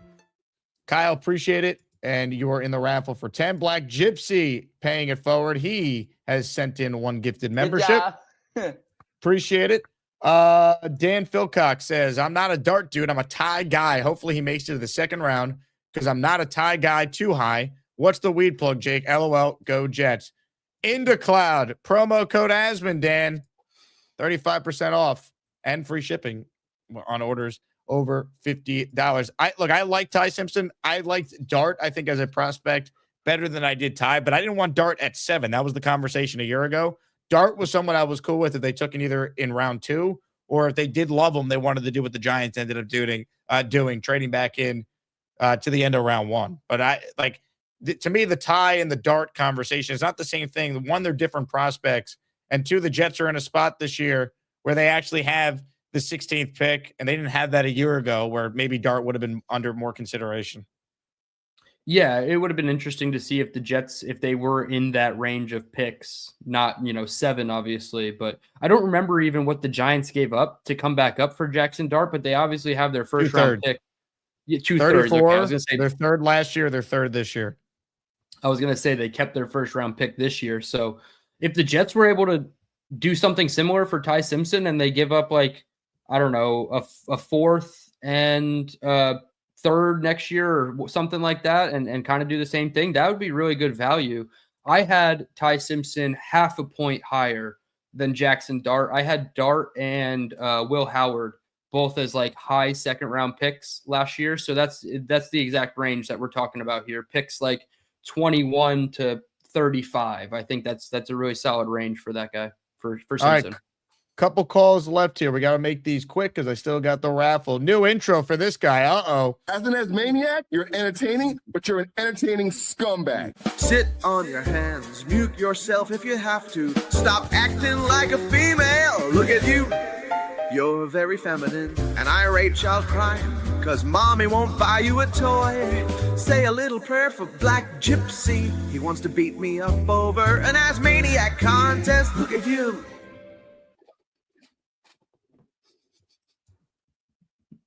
You're muted, Gary. The Gary Mute, brought to you by Insert Your Sponsor. It really is getting a little over the top, right? You got this idiot who is in 5 states away who wants to fight me over an Asmaniac contest, who can't control himself. Then you put me on with this guy who's threatening me with a baseball bat. Just between those 2 calls, how many interstate U.S. codes do you think were broken there? Like how many harassment, how many violent threats do you think were made? Like how many laws, seriously, how many U.S. code do you think were broken just between those 2 calls? At least 5, right? Seriously, Gary, I don't think I remember. It's getting to be enough. Like I got a 50-year-old retard in Florida who wants to fight me. He said, "I'm going to sit in jail to fight you over an Asmaniac tournament," and then you put me on this guy that's threatening me with a baseball bat. It's like neither of you are going to do anything. I'll never see any of you in my life ever, and they just talk like I'm you're Black 7-year-old. I'm gonna set all you delusional Jets fans straight. Your takes make me wanna punch you in the face or kick you in the crotch. When this team sucks, they suck. I'm Black Gypsy. I'm Black Gypsy. I'm Black Gypsy. I'm Black Gypsy. A lot of crying going on, Gary. Here comes emotional ranting and raving. This is a lot gonna of be good. crying. This is going to be a productive conversation. Oh, Go ahead, Black Gypsy. what you crying about for? Huh? You seem like your panties are in a bunch today, Gary. What's going on? You angry? Toasty? You in your feelings, Gary? Oh, Gary's got feelings. Oh. Hey, Gary. So, stop calling other men females and feminine. I mean, that's the message. Because if we were in person and you did that, I mean, you're getting caught, bro. Like, there's rules. We're dudes. You act a certain way, another dude's gonna react a certain way. Don't act a certain way, you won't get a certain reaction, bro. You know what I mean? If you're mad about the reaction, that says more about you than it does me.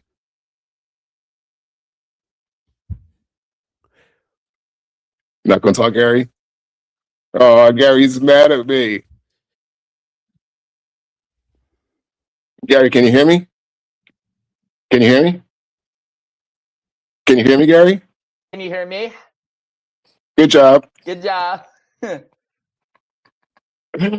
am loving the fact that you're angry. You're not going to say nothing.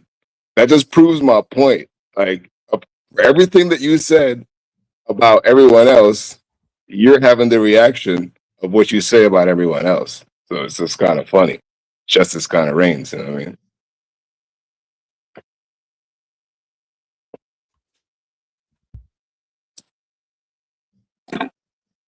Moments of silence brought to you by Gary. Sweet. I mean, I appreciate you though, Gary. I can't wait till we match up so I can just talk and then you won't say anything. I mean, that'd be kind of fun. My little boy has dessert right now. Y'all can wait your turn like everybody else. Take a ticket and a number and wait your turn. Yep. I got nothing to say to Cockroach Head from Texas. The rodent. Freak. Now, take that back. He ain't no freak. He's just a Jezebel with a bad attitude and a big ego. And 155 pounds of dog meat. He should be cleaning up dog shit from the street. Me, I've done my time in battle. I'm like that jerk off Mr. Cornrows with his cornrow looking head, looking like Mr. Schizo. Yeah, that's right. Yeah, your new name is brand new, Mr. Schizo. Freakazoid. You gonna start talking tomorrow, Gary? Gary's on strike, beast. I'm a freak. And Gary ain't no pimp. He's just a gimp. That's what he is. He's the gimp. And me, I'm like Marcellus Wallace, except I'm the man that just goes, nah, I'm not okay. I'm going to call a couple of my G's in to go to work down the homes here with a pair of pliers and a blowtorch. You hear me talking, hillbilly boy? I ain't through with you by damn sight. I'm going to get medieval on your ass. Right.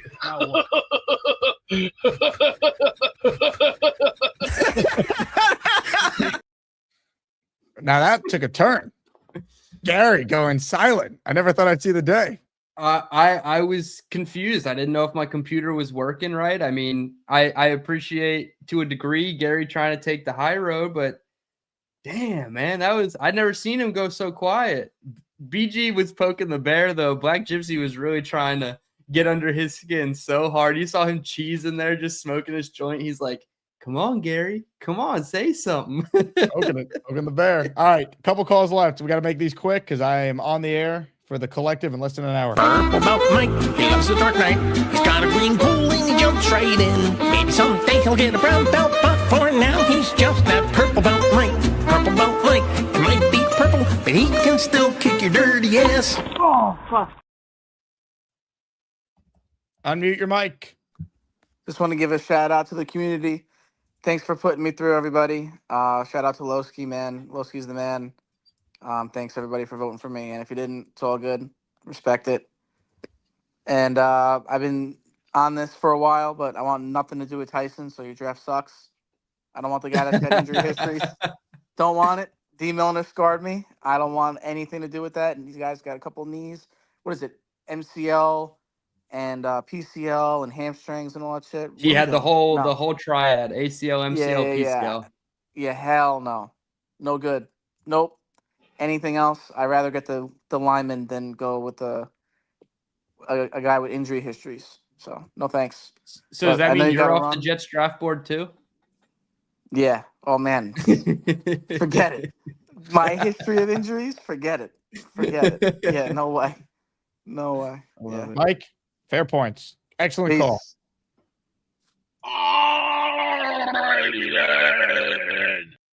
All right, ladies and gentlemen, get ready. He's been radicalized by Lou B. He wants Jeremiah Love. What am I doing? He wants Jeremiah Love to be the pick. Ladies and gentlemen, it's time. Get ready for Neil.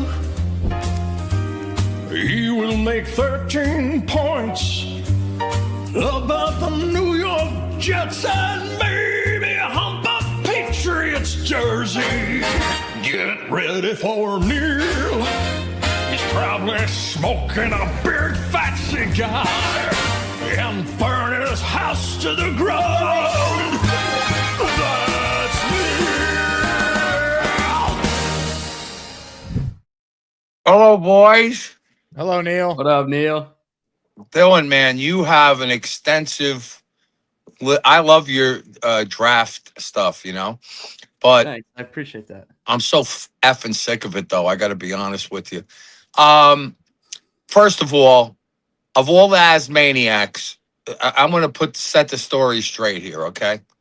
And I know the toughest, the guy you do not want to F with in this whole chat, the number one guy, if we had an Asmaniac fight club, okay, the number one guy in the fight club is Purple Belt Mike. He would kick everybody's ass, and he could lay in a chair and do it just like he does when he's on the show, okay? That is a tough SOB because I know, you know, he's got grappling skills. You can't screw with a grappler. You know, boxers are great, but when, you know, if you could take the first punch from a boxer and you could take him to the ground, it's all over. I wrestled in high school. You don't want to mess with wrestlers. You don't want to mess with people with cauliflower ear like my son has. Don't mess with those people because you're gonna get in big trouble when you do. Now, Gary is a boxer. And let me tell you something. I was very, very surprised when I met Gary at the meetup. Jake, he's a pretty big guy. I was weren't you shocked at his size when you met him, Jake? What is he, 5'10"? Bullshit. He's over 6 foot tall. He's like 6'1". Yes. I don't remember him being that tall. Is he still on? Is Gary still on? Let me check. He is. Gary! Hold on. Get on. If we're going to bring Gary on, let's do this like men. Let's do this properly with a new intro. Picture a scumbag. You get no vote from women. Charles is emotional like a woman. He has no testosterone. He's a woman with a Y chromosome. Look at you, you weren't raised properly. It's like having a conversation with a woman. Look at what your parents produce. Look at you. Gary, baby, what's up, man? How tall are you, Gary? No, I'm just a shade under 6 foot. I'm not that tall. I'm just really. Like, you look yeah. bigger. You had your Cromartie shirt on, but you were a big guy. I was surprised. You know, I thought you were going to be. I'm 5'11", 180 pounds, maybe 175, 180. 180. Let me tell you something. Let me tell you something. Purple belt Mike will kick anybody's ass. I will put Gary in the top 3 because the guy has boxing skills. Come on, you're gonna Black Gypsy. Black Gypsy would be wheezing after the first 30 seconds with all the pot he smokes. That's like me going out there and boxing with my cigar smoke. He's gonna get Gary could beat him with one hand, and then the right hand he could hit Beast Belly right in the gut. One punch is all it's gonna take. I do want to address the wrestling thing you said, though. I want to address that. I'm sorry, Beast.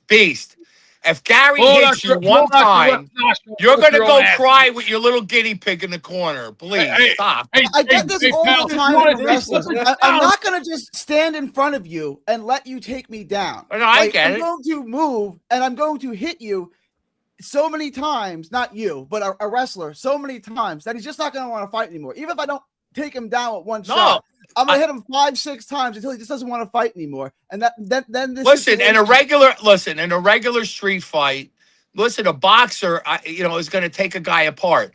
Gary will Gary will hit you 4 times just stepping back and playing with you.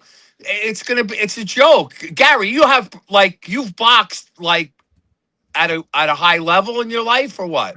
I had 80 amateur fights, almost about 80 amateur fights and 23 professional fights. Yeah. Are you box professionally? 16-6 with 1 no contest. And you're taking shit from Black Gypsy? Black Gypsy can't even hold the joint in his hand. Hey, Black Gypsy, are you for real, dude? Gary would take you apart in 10 seconds. Neil, relax for 2 seconds. I want to hear your background. What makes you think you could beat Gary? As a kid, I boxed as a kid. I boxed in the military. I boxed amateur in Hawaii. You're not going. I didn't call out a boxer because I was a fucking idiot. Oh, right. But he boxed professionally, though. He boxed professionally. He did. That's a little bit different than boxing in Hawaii. I boxed amateur in Hawaii. Against Toronto, the Congresswoman in Hawaii. Amateur is amateur. You want to add more on top of it? I wrestled. I did jiu-jitsu, and I was military trained. If I get my hands on you, you're going on the floor. My job in the military was a master at arms. All right, I just want to know your statistics. Up the bag, so I'm going to give you the bag. My job in the military... How old are you? How old are you, Black Gypsy? I'm 47 years old. My job in the military how old are you, Gary? was to go get people... He's only got me by a few years. I got a couple years. How much do you weigh, Black Gypsy? I'm 6'2", 195. 185 when I'm skinny. Listen, all right. I'm not talking just to talk. I'm talking because I see a challenge, and it's a good challenge. He talks smack, so it's a good challenge for me. He might have the upper hand because he boxed professionally, but I have the upper hand, and this is how I move and my strength. If I hit you, it's gonna hurt, and I can jab just like Gary. I'll tell you, Black Gypsy looks wiry. Just like Gary can have good foot movement. I saw Gary, Black Gypsy. You never met Gary in person, right? I have not. Dude, he's wired. Gary is put together, man. He's wiry, and I'm telling you, he's not going to be waiting around Neil, for you to take him down. Neil, when guys go UA and they run away from the military, they send me to get them. That's my job. All right. All right? I'm not the person you want to get into a fight with. Do you run after him with a joint in your mouth, or you run after him, you take the joint out? Could you take him down with the joint in your mouth? In the military, I couldn't smoke joints like that. You know what I mean? Now I can smoke joints. If I was to fight Gary, it would be I need at least 2 months to get ready. But don't act like Black Gypsy. You act like you could just kick his ass all over the place. Don't think you got him so quick. I see a challenge. I think it would be a nice bout. That would be nice. Look. This would have never gotten to a challenge. Me and Gary were having good arguments, and they were actually fun arguments. I'm going to tell you one thing. And then Gary started calling another man feminine and feminine and female. You can't do that as another dude. Gary, You I will cannot say do this that. to you. I will take Gary's takes on the draft more than most anybody in this chat. Because if I remember correctly, hang on a second. Let me talk. When I remember correctly, he was barking about Brock Bowers 2 years ago, and we all laughed at Gary. Brock Bowers. In the meantime, he's better than anybody we picked that year. Right? I mean, I never said I was a draft guy. Brock Bowers in that I never said I was a draft guy.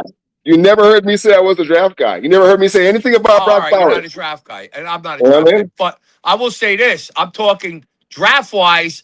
Gary, you should stop talking shit and talk about your draft, dude. You got good draft picks. Well, I Except appreciate you that, like know. that guy in the Saints. He stinks. That guy, that quarterback you like. No, Spencer Rattler?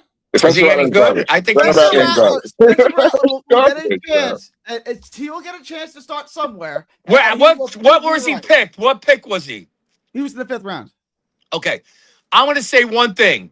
If we don't take goddamn offense, I'm tired of the defensive picks. All we talk about is defense. Heavy draft though, Neil. Like who? Like if we don't get Lemon or one of the receivers, like you want to take Love? I wouldn't take Love too, but it won't be. Well, let me ask you a question. Hang on. I mean, Black Bowers is definitely like the greatest player in the history. I would have let them keep going, but I have to do my 4th show of the day. So we're going to close out Asmaniac Madness right now because I got the Jets Collective at 7 Eastern. So I got to get done with it. Congratulations to the great Chef Kevin, though. Well-earned, decisive victory in this afternoon's Sweet 16 opening matchup. Chef Kev is moving on to the regional final, the Elite 8, after defeating the Lane Train by a final score of 62-38 with 495 votes that were cast. So congratulations to our chef on the big W. Tomorrow afternoon, it's Clifton and Castro for a spot up against Chef Kevin in the Elite 8. Right now, though, it is time for the Asmaniac Raffle. We have ourselves a who's who of people that have entered this raffle this afternoon, but only one Asmaniac can win a signed Breece Hall helmet. So here's how this works. We bring on the master of raffle ceremony to send us to the Wheel of Champions. Yes. Oh, yeah. That feels better. Oh, baby. All right, as they all say, Superman to the rescue.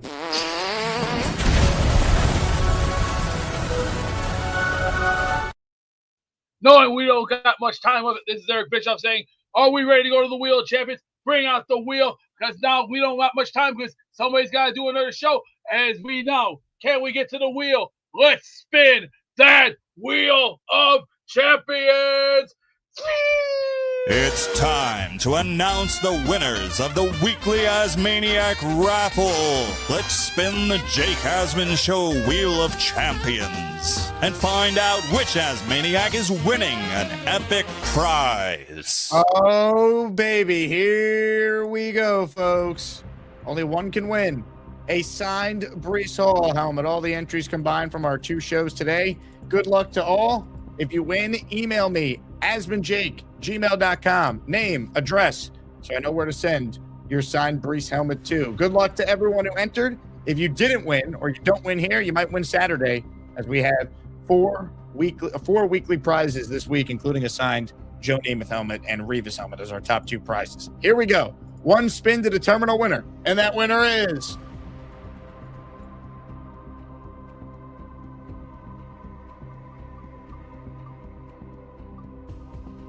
The winner is Don Popino. Don, congratulations. AsmanJake@gmail.com. Send me an email and we'll get that prize sent out to you. Let's go. Let's go, Jets. Let's go, Jets. Let's go, Jets. Let's go, Jets. What a show. What a time. Apologies to Jeffrey, who just gifted a membership. He's watching on delay. Jeffrey, you'll be in the raffle for any daily prize I do tomorrow when I figure that out, because you just missed the cutoff. DT, plug your channel before we get out of here. What a show. What a program. Yeah, this was crazy. And back-to-back shows for you and I on Thursdays, potentially. Jets Roundtable going right into the Jake Asman show. So we're going to have a lot of FaceTime on Thursdays together, but follow me on YouTube at Dylan Tereman.